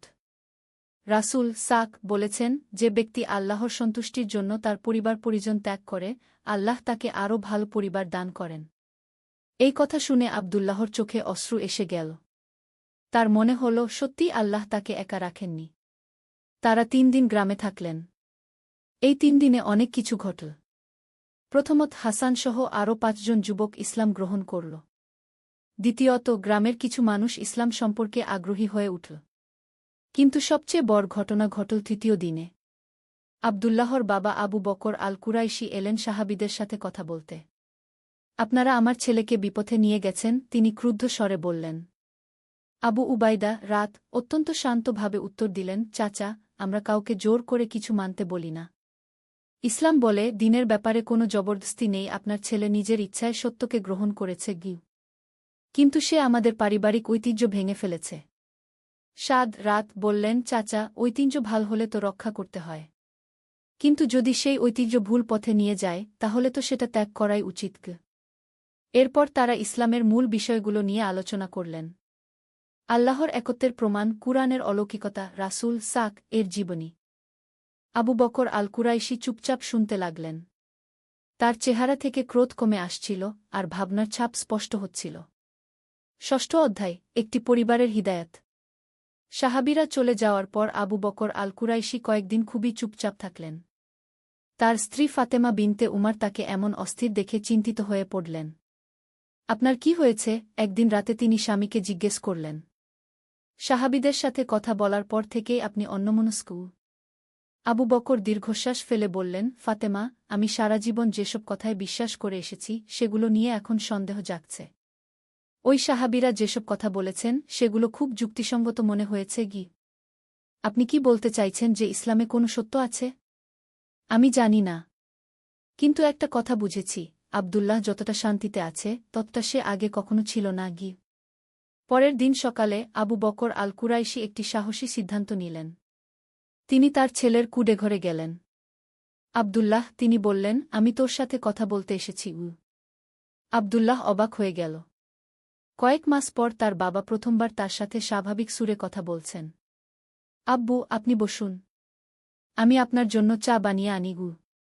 চা খেতে খেতে আবু বকর বললেন, তোর মা খুব কষ্ট পাচ্ছে। সে ভাবে আমরা তোকে হারিয়ে ফেলেছি। আব্বু, আমি তো এখানেই আছি। আপনারা চাইলে যে কোনো সময় আসতে পারেন। কিন্তু তুই তো আমাদের ধর্ম ছেড়ে দিয়েছিস। আব্দুল্লাহ ধৈর্য ধরে বলল, আব্বু, আমি সত্যের দিকে এসেছি। যে আল্লাহ আমাদের সৃষ্টি করেছেন, আকাশ পৃথিবী সৃষ্টি করেছেন, তার ইবাদত করাই তো স্বাভাবিক। তোর এই আল্লাহ যদি সত্যিই একমাত্র ইলাহ হন তাহলে তিনি আমার প্রার্থনা শুনবেন? এই প্রশ্ন শুনে আব্দুল্লাহর মুখে আলো ফুটে উঠল। অবশ্যই আব্বু, আল্লাহ সকলের প্রার্থনা শোনেন। তবে শর্ত হল যে তাকে একমাত্র ইলাহ বলে স্বীকার করতে হবে। আবু বকর কিছুক্ষণ চুপ থাকলেন। তারপর বললেন, তুই আমাকে এই ইসলাম সম্পর্কে বিস্তারিত বল। পরবর্তী কয়েক ঘণ্টা আব্দুল্লাহ তার বাবাকে ইসলামের মৌলিক বিষয়গুলো বুঝিয়ে বলল। কুরআনের কিছু আয়াত পড়ে শোনাল। রাসূল সাক এর জীবনী বলল। সূর্য ডুবে যাওয়ার সময় আবু বকর আল কুরাইশি বললেন, বেটা, আমি কলেমা পড়তে চাই। আব্দুল্লাহর চোখে খুশির অশ্রু এসে গেল। আল্লাহু আকবার। আব্বু, বলুন, আশহাদু আল্লা ইলাহা ইল্লাল্লাহু ওয়া আশহাদু আন্না মুহাম্মাদান রাসূলুল্লাহ। আবু বকর আল কুরাইশি ধীরে ধীরে কলেমা পড়লেন। কলেমা শেষ হতেই তিনি বললেন, আল্লাহর কসম, আমার মনে এক অদ্ভুত শান্তি অনুভব হচ্ছে। সেদিন রাতে নতুন মুসলিম আবু বকর আল কুরাইশি, এখন তার নাম আবু বকর আল ইসলামী, বাড়িতে ফিরে গিয়ে তার স্ত্রীকে সব কিছু বললেন। ফাতেমা প্রথমে অবাক হলেন, তারপর বললেন, আপনি যদি সত্য পেয়ে থাকেন তাহলে আমিও সেই পথে আসতে চাই। এইভাবে একে একে পুরো পরিবার ইসলাম গ্রহণ করল। আব্দুল্লাহর দুই ভাই উমার আর আলী, তার বোন আয়েশা, সবাই কলেমা পড়ল। সপ্তম অধ্যায়, দাওয়াতের সম্প্রসারণ। পরিবার ইসলাম গ্রহণ করার পর গ্রামে একটা বড় পরিবর্তন আসল। আবু বকর আল ইসলামী ছিলেন গ্রামের একজন সম্মানিত ব্যক্তি। তার ইসলাম গ্রহণের খবর ছড়িয়ে পড়তে অনেকেই কৌতূহলী হয়ে উঠল। আবু বকর চাচা যদি এই ধর্ম গ্রহণ করেন তাহলে নিশ্চয়ই এতে কিছু সত্য আছে, মানুষেরা ভাবতে শুরু করল। আব্দুল্লাহ এখন আর একা ছিল না। তার বাবা, ভাইয়েরা সবাই মিলে গ্রামে ইসলামের দাওয়াত দিতে শুরু করল। তারা একটি নিয়ম করল, প্রতি শুক্রবার সকালে গ্রামের কেন্দ্রস্থলে বসে ইসলামের বিভিন্ন বিষয় নিয়ে আলোচনা করবে। প্রথম শুক্রবারেই ২০-২৫ জন মানুষ এসে জড়ো হল। আব্দুল্লাহ কুরআনের একটি আয়াত তিলাওয়াত করে শুরু করল। আমি জিন ও মানুষকে কেবল আমার ইবাদতের জন্যে সৃষ্টি করেছি। তারপর সে ব্যাখ্যা করল, ভাই বোনেরা, আমাদের জীবনের উদ্দেশ্য কি? আমরা কেন এই পৃথিবীতে এসেছি? এই আয়াতে আল্লাহ তায়ালা স্পষ্ট করে বলে দিয়েছেন, আমাদের সৃষ্টি করা হয়েছে কেবল তার ইবাদতের জন্য। গ্রামের বয়স্ক একজন ব্যক্তি, ইউসুফ ইবনে মাসুদ, প্রশ্ন করলেন, কিন্তু আমরা তো আমাদের দেবতাদের পূজা করি। সেটাও তো ইবাদত। আবু বকর আল ইসলামী উত্তর দিলেন, ইউসুফ ভাই, যিনি আমাদের সৃষ্টি করেছেন তিনিই ঠিক করবেন কিভাবে তার ইবাদত করতে হবে। আমাদের মনগড়া পদ্ধতিতে ইবাদত করলে তো হবে না। তাহলে কিভাবে জানব সঠিক পদ্ধতি কি? এজন্যেই আল্লাহ তায়ালা নবী রাসূল পাঠিয়েছেন। সর্বশেষ নবী মুহাম্মদ আমাদের জানিয়ে দিয়েছেন সঠিক পথ কী গু। এভাবে প্রতি শুক্রবারে আলোচনা চলতে লাগল। ধীরে ধীরে আরও অনেকে ইসলাম গ্রহণ করতে শুরু করল। 3 মাস পর গ্রামে প্রায় 50 জন মুসলিম হয়ে গেল। তারা সবাই মিলে গ্রামের একপাশে একটি ছোট মসজিদ তৈরি করল। প্রতিদিন 5 ওয়াক্ত নামাজে সেই মসজিদ মুসলিদের কণ্ঠে আল্লাহু আকবার তাকবীরে মুখরিত হয়ে উঠত। অষ্টম অধ্যায়, শত্রুতা ও ধৈর্য। কিন্তু গ্রামের সবাই এই পরিবর্তনে খুশি ছিল না। যারা পুরনো ধর্মে বিশ্বাস করত, তারা মুসলিমদের ক্রমবৃদ্ধিতে বিরক্ত হয়ে উঠল। তাদের নেতা ছিল আবু জাহল আল মুশরিক নামের একজন ধনী ব্যবসায়ী। এই মুসলিমরা আমাদের গ্রামের শান্তি নষ্ট করছে, আবু জাহল তার অনুসারীদের বলল। আমাদের কিছু একটা করতে হবে। একদিন রাতে আবু জাহল আর তার 10-12 জন লোক মসজিদে হামলা করল। তারা মসজিদের দেওয়াল ভেঙে দিল, কুরআনের কপিগুলো ছিঁড়ে ফেল। পরের দিন সকালে ফজরের নামাজের জন্য যখন মুসলিমরা মসজিদে এল, তারা এই ধ্বংসজ্ঞ দেখে স্তম্ভিত হয়ে গেল। কয়েকজন তরুণ মুসলিম রেগে গিয়ে বলল, আমাদের প্রতিশোধ নিতে হবে। আমরা ওদের বাড়িঘর জ্বালিয়ে দেব। কিন্তু আব্দুল্লাহ তাদের থামিয়ে দিয়ে বলল, ভাইয়েরা, রাসূল আমাদের শিখিয়েছেন ধৈর্য ধরতে। তিনি মক্কায় কত অত্যাচার সহ্য করেছেন, কিন্তু কখনো প্রতিশোধ নেননি গিয়ে। তাহলে আমরা কি করব? চুপচাপ সহ্য করে যাব? আবু বকর আল ইসলামী বললেন, আমরা এই মসজিদ আবার গড়ব, আরও সুন্দর করে। আর আল্লাহর কাছে দোয়া করব যেন তিনি আমাদের শত্রুদের হিদায়েত দান করেন গু। মুসলিমরা সবাই মিলে মসজিদ পুনর্নির্মাণ করল। এবার এটা আরও বড় আর সুন্দর হল। কিন্তু আবু জাহল থেমে থাকেনি। সে গ্রামের অন্যান্য অমুসলিমদের উস্কানি দিতে লাগল। এই মুসলিমরা আমাদের ব্যবসায় ক্ষতি করছে। ওরা বলে সুদ খাওয়া হারাম, জুয়া খেলা হারাম। এভাবে চললে আমাদের আয়ের পথ বন্ধ হয়ে যাবে গু। একদিন আবু জাহল আব্দুল্লাহর কামারশালায় এসে ধমক দিয়ে বলল, আব্দুল্লাহ, তুই এই গ্রামে ফিতনা ছড়াচ্ছিস। তোর ধর্ম প্রচার বন্ধ কর। আব্দুল্লাহ শান্তভাবে জবাব দিল, আবু জাহল ভাই, আমি কাউকে জোর করছি না। যারা সত্যকে গ্রহণ করতে চায়, তারা নিজেদের ইচ্ছাই করছে গি। তোর এই সত্যমিথ্যার কথায় আমাদের পূর্বপুরুষদের অসম্মান হচ্ছে। ভাই, সত্য কখনো কারো অসম্মান করে না। সত্য মানুষকে সঠিক পথ দেখায়। আবু জাহল রাগে লাল হয়ে চলে গেল। সেদিন থেকে সে আর তার অনুসারীরা মুসলিমদের উপর নানা ধরনের অত্যাচার শুরু করল। নবম অধ্যায়, পরীক্ষার কঠিন সময়। মুসলিমদের উপর অত্যাচার দিন দিন বাড়তে লাগল। আবু জাহল আর তার দল বাজারে মুসলিম ব্যবসায়ীদের দোকানে পাথর ছুটত। মুসলিম বাচ্চাদের স্কুলে যেতে বাধা দিত। একদিন এক ভয়ানক ঘটনা ঘটল। হাসান, যে প্রথম দিকে ইসলাম গ্রহণ করেছিল, তাকে আবু জাহলের লোকেরা মারধর করল। তার পুরো মুখ ফুলে গিয়েছিল। কেন আমাদের সাথে এমন হচ্ছে? হাসান কাঁদতে কাঁদতে আব্দুল্লাহকে জিজ্ঞেস করল। আল্লাহ যদি আমাদের সাহায্য করেন, তাহলে এত কষ্ট কেন? আব্দুল্লাহ হাসানের কপালে হাত রেখে বলল, ভাই, আল্লাহ তাআলা কুরআনে বলেছেন, মানুষ কি মনে করে যে তারা শুধু আমরা ঈমান এনেছি বললেই ছেড়ে দেওয়া হবে এবং তাদের পরীক্ষা করা হবে না? এই কষ্ট আমাদের ঈমানের পরীক্ষা। আল্লাহ দেখছেন আমরা কতটা ধৈর্যশীল। কিন্তু এই অত্যাচার কখন শেষ হবে? আল্লাহই ভাল জানেন। তবে তিনি ওয়াদা করেছেন যে মুমিনদের সাহায্য করবেন। সত্যিই কিছুদিন পর একটি ঘটনা ঘটল যা সবাইকে অবাক করে দিল।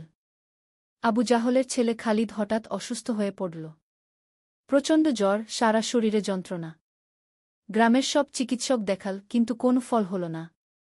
এক রাতে খালিদের অবস্থা খুবই খারাপ হয়ে গেল। মনে হচ্ছিল সে বুঝি মারা যাবে। আবু জাহল অসহায় হয়ে পড়েছিল।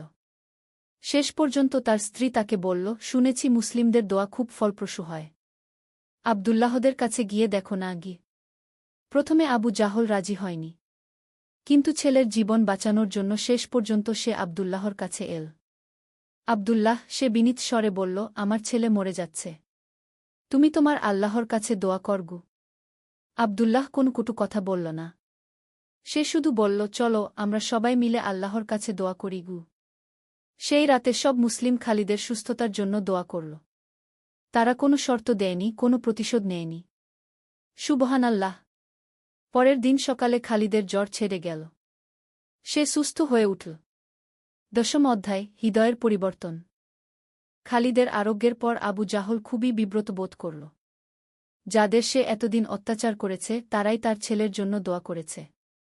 তোমরা আমার সাথে এত ভালো ব্যবহার কেন করলে? সে আব্দুল্লাহকে জিজ্ঞেস করল। কারণ আমাদের রাসূল শিখিয়েছেন, যে তোমার সাথে মন্দ ব্যবহার করে তুমি তার সাথে ভালো ব্যবহার কর। এতে তার হৃদয় পরিবর্তন হতে পারে কি? আবু জাহলের চোখে পানি এসে গেল। আমি তোমাদের সাথে কত অন্যায় করেছি। তোমরা প্রতিশোধ নিতে পারতে গু। আমরা প্রতিশোধ নিতে চাই না। আমরা চাই তুমি সত্যকে বুঝতে পারো গ। এই ঘটনার পর আবু জাহলের মনোভাব ধীরে ধীরে পরিবর্তন হতে শুরু করল। সে মুসলিমদের আর অত্যাচার করল না, বরং তাদের আচার-আচরণ, তাদের নৈতিকতা লক্ষ্য করতে লাগল। কয়েক মাস পর এক জুমার দিনে আবু জাহল মসজিদে এল। সবাই অবাক হয়ে গেল। খুতবার পর সে দাঁড়িয়ে বলল, আমি আপনাদের কাছে ক্ষমা চাই। আমি অনেক অন্যায় করেছি। আজ আমি ইসলাম গ্রহণ করতে চাই। পুরো মসজিদ আল্লাহু আকবার কি তাকবীরে মুখরিত হয়ে উঠল। আবু জাহল কলেমা পড়ল আর তার নাম হয়ে গেল আবু জাহল আল মুহতাদি, যে হিদায়াত পেয়েছে। তার ইসলাম গ্রহণের পর গ্রামে একটা বিপ্লব ঘটে গেল। যারা তার নেতৃত্বে মুসলিমদের বিরোধিতা করছিল তারাও একে একে ইসলামের সৌন্দর্য দেখতে পেল। 6 মাসের মধ্যে পুরো গ্রামের 90% মানুষ ইসলাম গ্রহণ করল। গ্রামের নাম হয়ে গেল কারিয়াতুল ইসলাম, ইসলামের গ্রাম। 11 অধ্যায়, জ্ঞানের প্রসার। গ্রামে ইসলামের প্রসারের পর আব্দুল্লাহ একটা নতুন সমস্যা দেখতে পেল। মানুষেরা ইসলাম গ্রহণ করেছে কিন্তু তাদের ইসলামী শিক্ষা নেই। কুরআন পড়তে জানে না, নামাজের নিয়ম ঠিকভাবে জানে না। আমাদের একটা মাদ্রাসা তৈরি করতে হবে, আব্দুল্লাহ তার বাবা আর অন্যান্য বড়দের সাথে আলোচনা করে বলল। কিন্তু আমাদের তো পর্যাপ্ত জ্ঞান নেই, আবু বকর আল ইসলামী বললেন। আমরা কিভাবে অন্যদের শেখাব? আমাদের মদিনা থেকে একজন আলেম নিয়ে আসতে হবে গি। এই সিদ্ধান্তে সবাই রাজি হল। আব্দুল্লাহ আর হাসান মদিনার উদ্দেশ্যে রওনা হল। মদিনায় পৌঁছে তারা তাদের পুরনো বন্ধু আবু আইজুব আলানসারি এর কাছে গেল। সুবহানাল্লাহ, আবু আইজুব খুশিতে বিস্ময় প্রকাশ করলেন। তোমাদের গ্রামে এত লোক ইসলাম গ্রহণ করেছে। এটা আল্লাহর বিশেষ অনুগ্রহ গ। চাচা, এখন আমাদের একজন আলেমের প্রয়োজন যিনি আমাদের ইসলামী শিক্ষা দেবেন গু। নূরের খোঁজে। একটি ইসলামিক গল্প। প্রথম অধ্যায়, অন্ধকার থেকে আলোর দিকে। বাগদাদের একটি ছোট গলিতে বাস করত এক যুবক, নাম তার ইউসুফ। বয়স মাত্র 2-5 বছর, কিন্তু জীবনের কঠিন বাস্তবতা তাকে অনেক কিছু শিখিয়েছে। বাবা মা দুজনেই মারা গেছেন যখন সে মাত্র 1-8 বছর বয়সে। তারপর থেকে একা একাই জীবন সংগ্রাম করে চলেছে। ইউসুফ একটি ছোট দোকানে কাজ করত। দোকানের মালিক ছিল আবু বকর, একজন ধর্মপ্রাণ মুসলিম। প্রতিদিন ভোরে ফজরের আজানের সাথে সাথেই আবু বকর দোকানে এসে পৌঁছাত। তার চেহারায় সর্বদা এক অদ্ভুত প্রশান্তি লক্ষ্য করা যেত। ইউসুফ প্রায় ভাবত, এই বৃদ্ধ লোকটির মাঝে কি এমন বিশেষত্ব আছে যা তাকে সর্বদা এত শান্ত রাখে। একদিন সকালে ইউসুফ দেরি করে দোকানে পৌঁছাল। দেখল আবু বকর একটি কোরআন শরীফ খুলে তেলাওয়াত করছেন। তার কণ্ঠস্বর এত মধুর যে ইউসুফ মুগ্ধ হয়ে দাঁড়িয়ে রইল। তেলাওয়াত শেষে আবু বকর দোয়া করলেন। তারপর ইউসুফের দিকে তাকিয়ে হাসলেন। ইউসুফ, বেটা, আজ তুমি কিছুটা দেরি করেছ মনে হচ্ছে কি? জি হুজুর, রাতে খুব বেশি কাজ করেছিলাম। একটু ঘুম হয়নি কে? ইউসুফ লজ্জিত হয়ে বলল। আবু বকর তার কাঁধে হাত রেখে বললেন, বেটা, তুমি খুব পরিশ্রমী।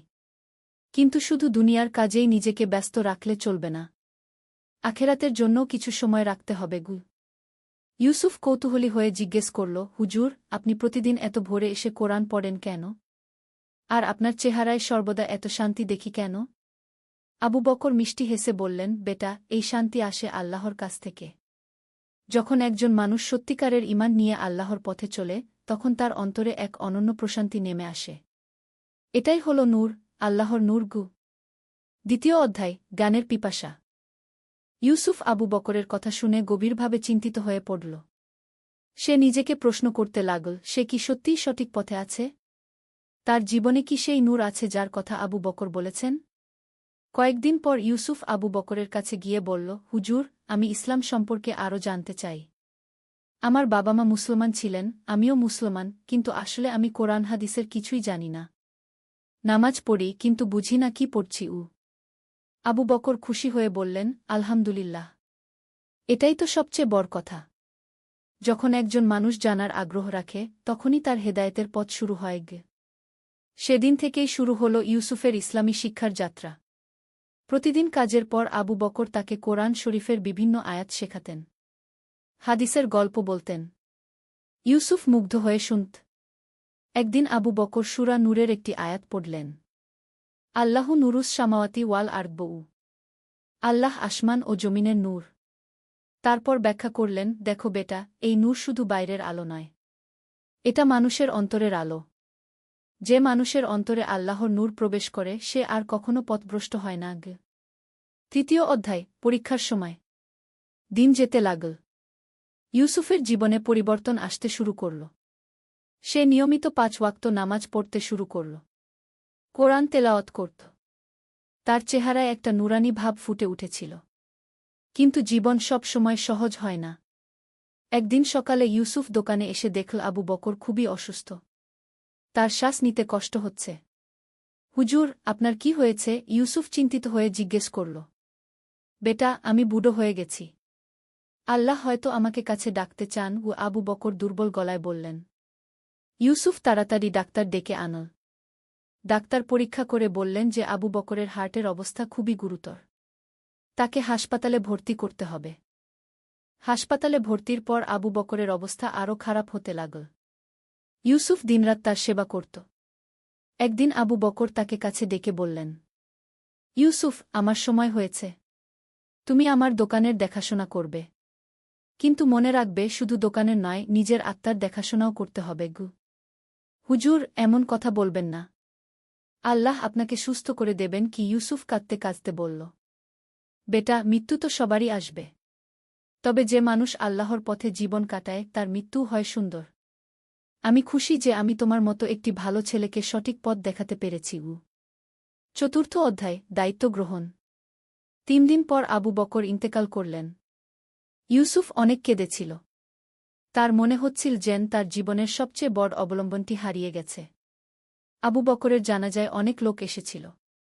সবাই বলছিল যে আবু বকর কত ভালো মানুষ ছিল, কিভাবে সবাইকে সাহায্য করত, দরিদ্রদের খাবার দিত, অসহায়দের পাশে দাঁড়াত। ইউসুফ বুঝতে পারল যে আবু বকর শুধু তাকে নয়, অনেককেই সঠিক পথ দেখিয়েছেন। এখন সেই দায়িত্ব তার। দোকান চালাতে গিয়ে ইউসুফ নতুন নতুন চ্যালেঞ্জের মুখোমুখি হল। একদিন একজন গরিব মহিলা এসে বলল যে তার স্বামী মারা গেছে। 3 ছোট বাচ্চা নিয়ে সে খুবই কষ্টে আছে। কিছু খাবার চান কিনা জানতে চাইল। ইউসুফ তার কথা শুনে কিছুক্ষণ চিন্তা করল। তার নিজের টাকার অবস্থাও তেমন ভালো নয়। কিন্তু তার মনে আবু বকরের কথা মনে পড়ল, নিজের চেয়ে অন্যকে এগিয়ে রাখ। এটাই ইসলামের শিক্ষাগু। সে মহিলাকে প্রয়োজনীয় খাবার দিয়ে দিল, কোনো টাকা নিল না। 5ম অধ্যায়, সমাজসেবার পথে। দিন যেতে লাগল। ইউসুফ দেখতে পেল যে তার এলাকায় অনেক সমস্যা রয়েছে। অনেক দরিদ্র পরিবার আছে। কিছু যুবক ভুল পথে চলে গেছে। মসজিদে মানুষের উপস্থিতি কম। ইউসুফ ভাবল, আবু বকর হুজুর যেমন তার জীবন পরিবর্তন করেছিলেন, সেও তেমনি অন্যদের জীবনে ইতিবাচক পরিবর্তন আনতে পারে। সে প্রথমে স্থানীয় মসজিদের ইমাম সাহেবের সাথে কথা বলল। ইমাম সাহেব, হাফেজ সাইদুল ইসলাম, খুবই ভালো মানুষ ছিলেন। তিনি ইউসুফের পরিকল্পনা শুনে খুশি হলেন। আল্লাহ তোমাকে হেদায়েত দিয়েছেন ইউসুফ। এই নিয়ত দিয়ে কাজ শুরু কর। আল্লাহ তোমাকে সাহায্য করবেন, ইমাম সাহেব বললেন। ইউসুফ প্রথমে একটি ছোট উদ্যোগ নিল। প্রতি শুক্রবার জুমার নামাজের পর মসজিদে একটি ছোট আলোচনা সভার আয়োজন করল। বিভিন্ন ইসলামিক বিষয় নিয়ে আলোচনা হতো। ধীরে ধীরে মানুষের উপস্থিতি বাড়তে লাগল। একদিন আলোচনা সভায় একজন যুবক এসেছিল। তার নাম রহিম। সে বিভিন্ন অপরাধমূলক কাজে জড়িত ছিল। প্রথমে সে শুধু কৌতূহলবশত এসেছিল। ইউসুফ সেদিন হজরত ইউসুফ এর গল্প বলেছিল, কিভাবে তিনি সব বিপদাপদ মোকাবেলা করে শেষ পর্যন্ত সফল হয়েছিলেন। রহিম গল্প শুনে অনেক প্রভাবিত হল। 6ষ্ঠ অধ্যায়, হৃদয় পরিবর্তনের গল্প। রহিমের জীবনযাত্রা ছিল খুবই অনিয়মিত। সে চুরি, ছিনতাই করত, মাদকাসক্ত ছিল। কিন্তু ইউসুফের কথা তার মনে গেঁথে গিয়েছিল। পরের সপ্তাহে রহিম আবার এল। এবারও মনোযোগ দিয়ে শুনল। আলোচনা শেষে সে ইউসুফের কাছে এসে বলল, ভাই, আমি জানি আমি খারাপ কাজ করি। কিন্তু আমার অন্য কোনো পথ দেখি না। আমার বাবা মা আমাকে ত্যাগ করেছে।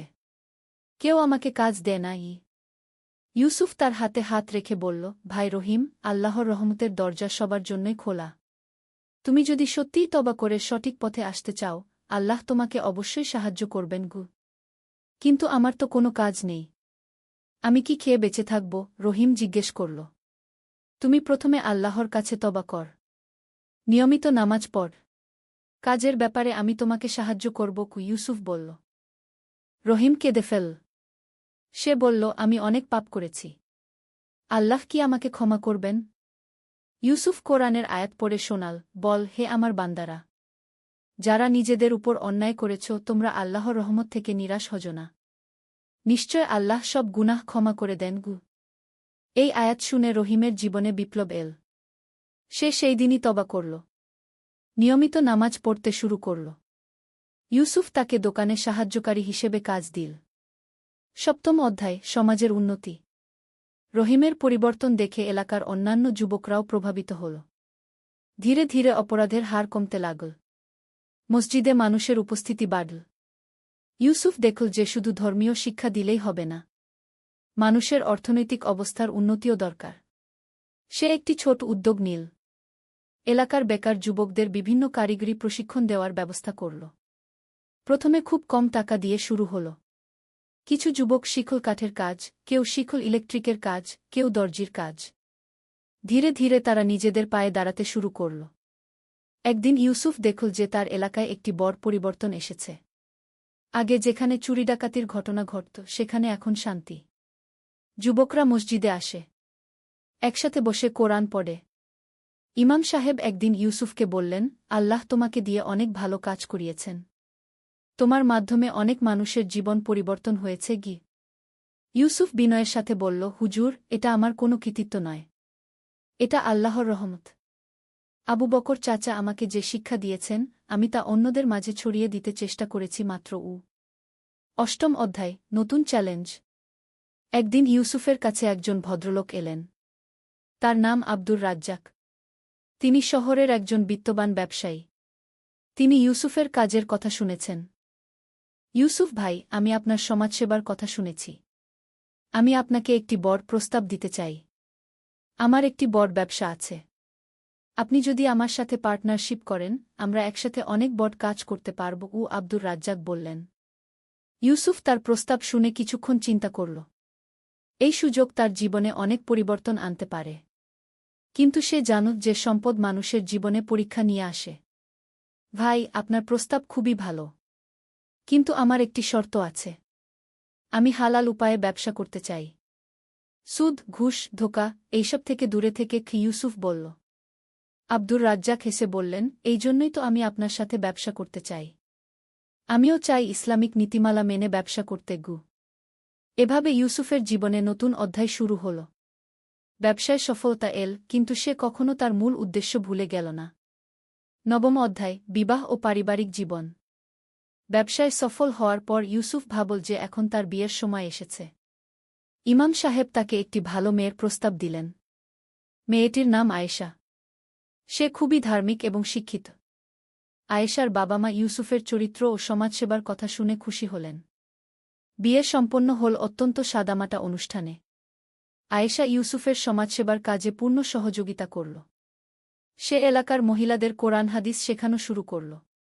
এভাবে তাদের পারিবারিক জীবন হয়ে উঠল একটি আদর্শ ইসলামিক পরিবারের উদাহরণ। কিছুদিন পর তাদের একটি সন্তান হল। ছেলেটির নাম রাখা হল ইব্রাহিম। ইউসুফ আর আয়েশা ঠিক করল যে তারা তাদের সন্তানকে ইসলামিক আদর্শে গড়ে তুলবে। 10ম অধ্যায়, হজ্বের সফর। ব্যবসায় আল্লাহর বরকতে ভালো লাভ হওয়ায় ইউসুফ ও আয়েশা হজ্ব করার সিদ্ধান্ত নিলেন। এটা তাদের জীবনের সবচেয়ে বড় স্বপ্ন ছিল। মক্কা শরীফে পৌঁছানোর পর ইউসুফ অভিভূত হয়ে গেলেন। কাবা শরীফ দেখে তার চোখে জল এসে গেল। তিনি বুঝতে পারলেন যে জীবনের এতদিনের যাত্রা তাকে এই পবিত্র স্থানে পৌঁছে দিয়েছে। হজ্বের সময় তিনি আল্লাহর কাছে দীর্ঘ দোয়া করলেন। তার জীবনের সব পাপের জন্য ক্ষমা চাইলেন। সমাজসেবার কাজে আরও বেশি তৌফিক চাইলেন। হজ্ব থেকে ফিরে এসে ইউসুফ দেখলেন যে তার মনে আরও বেশি প্রশান্তি এসেছে। সে অনুভব করতে পারছেন যে আল্লাহ তার উপর সন্তুষ্ট। একাদশ অধ্যায়, বিপদের মুখোমুখি। কিন্তু জীবনে সব সময় সুখ থাকে না। একদিন হঠাৎ করে ইউসুফের ব্যবসায় বড় ক্ষতি হল। একটি বড় চুক্তি বাতিল হয়ে গেল। তার পার্টনার আব্দুর রাজ্জাক হঠাৎ অসুস্থ হয়ে পড়লেন। ব্যাংক থেকে ঋণের টাকা শোধ করার চাপ এল। ইউসুফ খুবই দুশ্চিন্তায় পড়ে গেলেন। তিনি রাতে ঘুমাতে পারতেন না। আয়েশা তাকে সান্ত্বনা দিতে চেষ্টা করত, কিন্তু পরিস্থিতি দিন দিন আরও খারাপ হতে লাগল। একদিন রাতে তাহাজ্জুদের নামাজের সময় ইউসুফ আল্লাহর কাছে কাঁদতে কাঁদতে দোয়া করলেন। তিনি বললেন, হে আল্লাহ, আপনি আমাকে এতদূর এনেছেন। আমি জানি এটা আপনার পক্ষ থেকে পরীক্ষা। আপনি আমাকে ধৈর্য দান করুন। আমি আপনার উপর ভরসা রাখছি। পরদিন সকালে ইউসুফ অফিসে গিয়ে দেখলেন যে একটি নতুন কোম্পানি থেকে ফোন এসেছে। তারা তার কোম্পানির সাথে একটি বড় প্রজেক্টে কাজ করতে চায়। ইউসুফ বুঝতে পারলেন যে এটা আল্লাহর রহমত। তিনি আরও বেশি করে আল্লাহর শুকরিয়া আদায় করলেন। দ্বাদশ অধ্যায়, সমাজের বৃহত্তর সেবা। ব্যবসায় আবার স্থিতিশীলতা ফিরে আসার পর ইউসুফ আরও বড় পরিসরে সমাজসেবা করার চিন্তা করলেন। তিনি একটি এতিমখানা প্রতিষ্ঠা করলেন। সেখানে এতিম বাচ্চাদের থাকা খাওয়ার পাশাপাশি ভালো শিক্ষার ব্যবস্থা করা হল। এতিমখানায় শুধু সাধারণ শিক্ষাই নয়, ইসলামিক শিক্ষারও ব্যবস্থা ছিল। বাচ্চারা কোরআন হাদিস শিখত, নৈতিকতার শিক্ষা পেত। একদিন একটি ছোট ছেলে ইউসুফের কাছে এসে বলল, চাচা, আমার বাবা মা নেই, কিন্তু আপনি আমাদের এত ভালোবাসেন। আমি বড় হয়ে আপনার মতো হতে চাই। ইউসুফ ছেলেটিকে কোলে নিয়ে বললেন, বেটা, তুমি আল্লাহকে ভালোবাসো, মানুষের সেবা করো, আল্লাহ তোমাকে আরও ভালো মানুষ বানাবেন। ত্রয়োদশ অধ্যায়, নূরের বিস্তার। বছরের পর বছর কেটে গেল। ইউসুফ এখন একজন প্রতিষ্ঠিত ব্যবসায়ী। কিন্তু তার আসল পরিচয় একজন সমাজসেবক হিসেবে। তার প্রতিষ্ঠিত এতিমখানা থেকে অনেক ছেলেমেয়ে বের হয়ে সমাজে প্রতিষ্ঠিত হয়েছে। রহিম, যে একসময় চোর ডাকাত ছিল, সে এখন একজন সৎ ব্যবসায়ী। সে নিজেও এলাকার যুবকদের সঠিক পথে আনার কাজ করে। একদিন রহিম ইউসুফের কাছে এসে বলল, ভাই, আপনি আমার জীবন পরিবর্তন করেছেন। আজ আমিও অন্য যুবকদের জীবন পরিবর্তনের চেষ্টা করি। এভাবেই তো আল্লাহর নূর একজন থেকে আরেকজনের কাছে পৌঁছায়। ইউসুফ খুশি হয়ে বললেন, হ্যাঁ রহিম, এটাই তো আসল কথা। আবু বকর চাচা আমাকে এই নূর দিয়েছিলেন। আমি তোমাদের কাছে পৌঁছিয়েছি। এখন তোমরা অন্যদের কাছে পৌঁছাও। চতুর্দশ অধ্যায়, পরবর্তী প্রজন্ম। ইউসুফ ও আয়েশার ছেলে ইব্রাহিম এখন বড় হয়েছে। সে একজন ডাক্তার হয়েছে। কিন্তু শুধু চিকিৎসা সেবাই নয়, সে গরিব রোগীদের বিনামূল্যে চিকিৎসা দেয়া।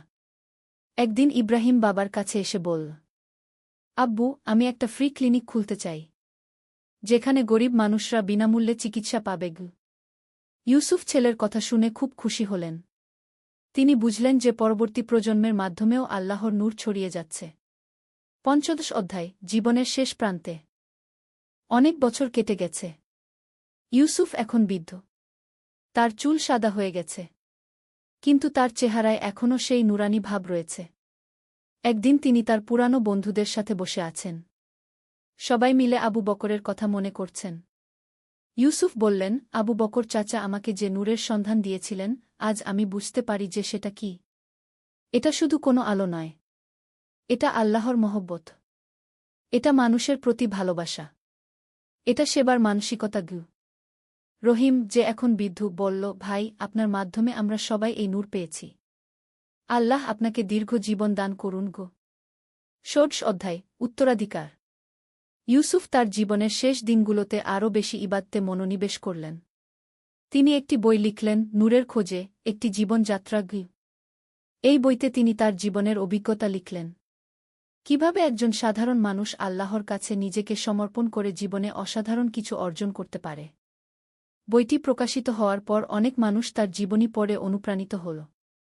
দেশের বিভিন্ন প্রান্ত থেকে মানুষ তার সাথে দেখা করতে আসত। একদিন একজন তরুণ এসে বলল, চাচা, আপনার বই পড়ে আমার জীবন পরিবর্তন হয়ে গেছে। আমিও আপনার মতো সমাজসেবা করতে চাই। ইউসুফ তরুণটির হাতে হাত রেখে বললেন, বেটা, তুমি শুধু আমার মতো হতে চেষ্টা করো না, আল্লাহর রাসূল শাহ এর মতো হওয়ার চেষ্টা করো। তিনিই আমাদের সবার আদর্শ। সপ্তদশ অধ্যায়, চূড়ান্ত যাত্রা। একদিন ইউসুফ অসুস্থ হয়ে পড়লেন। ডাক্তার ছেলে ইব্রাহিম সব চেষ্টা করল। কিন্তু আল্লাহর ইচ্ছায় ইউসুফের সময় শেষ হয়ে এসেছিল। মৃত্যুর আগে ইউসুফ তার পরিবার ও বন্ধুদের কাছে ডেকে বললেন, আমি খুশি। আল্লাহ আমাকে একটি সুন্দর জীবন দিয়েছেন। আমি চেষ্টা করেছি তার সন্তুষ্টি অর্জনের। এখন তোমরা এই কাজ এগিয়ে নিয়ে যেও। তারপর তিনি শেষবারের মতো শাহাদত পড়লেন এবং শান্তিতে চোখ বন্ধ করলেন। সমাপনী, নূরের ধারাবাহিকতা। ইউসুফের জানাজায় হাজার হাজার মানুষ এসেছিল। এতিম বাচ্চারা কাঁদছিল। যেসব যুবক তার কারণে সঠিক পথ পেয়েছিল তারা সবাই এসেছিল। ইমাম সাহেব জানাজার নামাজে বললেন, ইউসুফ ভাই একটি আদর্শ জীবন যাপন করেছেন। তিনি প্রমাণ করেছেন যে একজন সাধারণ মানুষও আল্লাহর সাহায্যে অসাধারণ কিছু করতে পারে। তার জীবন আমাদের সবার জন্য অনুপ্রেরণা। ইউসুফ চলে গেলেন, কিন্তু তার স্থাপন করা প্রতিষ্ঠানগুলো চলতে থাকল। তার ছেলে ইব্রাহিম বাবার কাজ এগিয়ে নিয়ে গেল। রহিম ও তার অন্যান্য শিষ্যরাও তাদের এলাকায় একই ধরনের কাজ করতে থাকল। আজও যখন কেউ সেই এলাকায় যায়, দেখতে পায় একটি শান্তিপূর্ণ সমাজ, যেখানে মানুষ একে অপরকে সাহায্য করে, যেখানে ধর্ম ও নৈতিকতার চর্চা হয়। এভাবেই আবু বকর চাচার দেওয়া সেই নূর একজন থেকে আরেকজনের কাছে পৌঁছে গেছে। আর এই ধারা চলতে থাকবে কিয়ামত পর্যন্ত। শিক্ষা ও উপদেশ। এই গল্পটি আমাদের শেখায় যে ১. জ্ঞান অর্জনের গুরুত্ব। ইউসুফ যখন ইসলাম সম্পর্কে জানতে আগ্রহী হয়েছিল, তখনই তার জীবনের পরিবর্তন শুরু হয়েছিল। ২. ভালো সঙ্গের প্রভাব। আবু বকর চাচার সঙ্গ ইউসুফের জীবনে বিপ্লব এনেছিল। ৩. তবার শক্তি। রহিমের মতো পাপীও যদি সত্যিকারের তবা করে, আল্লাহ তাকে ক্ষমা করেন। ৪. সমাজসেবার গুরুত্ব। ব্যক্তিগত উন্নতির পাশাপাশি সমাজের সেবা করাও একজন মুমিনের দায়িত্ব। ৫. পরীক্ষায় ধৈর্য। জীবনে বিপদ এলে আল্লাহর উপর ভরসা রেখে ধৈর্য ধরতে হয়। ৬. পরবর্তী প্রজন্মের শিক্ষা। সন্তানদের ইসলামিক আদর্শে গড়ে তোলা পিতামাতার দায়িত্ব। ৭. নূরের ধারাবাহিকতা। ভালো কাজের প্রভাব একজন থেকে আরেকজনের কাছে পৌঁছায় এবং এভাবে সমাজে ইতিবাচক পরিবর্তন আসে। আল্লাহ আমাদের সবাইকে ইউসুফের মতো নূরান্বিত জীবন যাপনের তৌফিক দান করুন। আমিন। আর যে আল্লাহকে ভয় করে, আল্লাহ তার জন্য নিষ্কৃতির পথ করে দেন এবং তাকে এমন উৎস থেকে রিজিক দেন যা সে কল্পনাও করতে পারে না। সূরা তালাক, আয়াত ২-৩।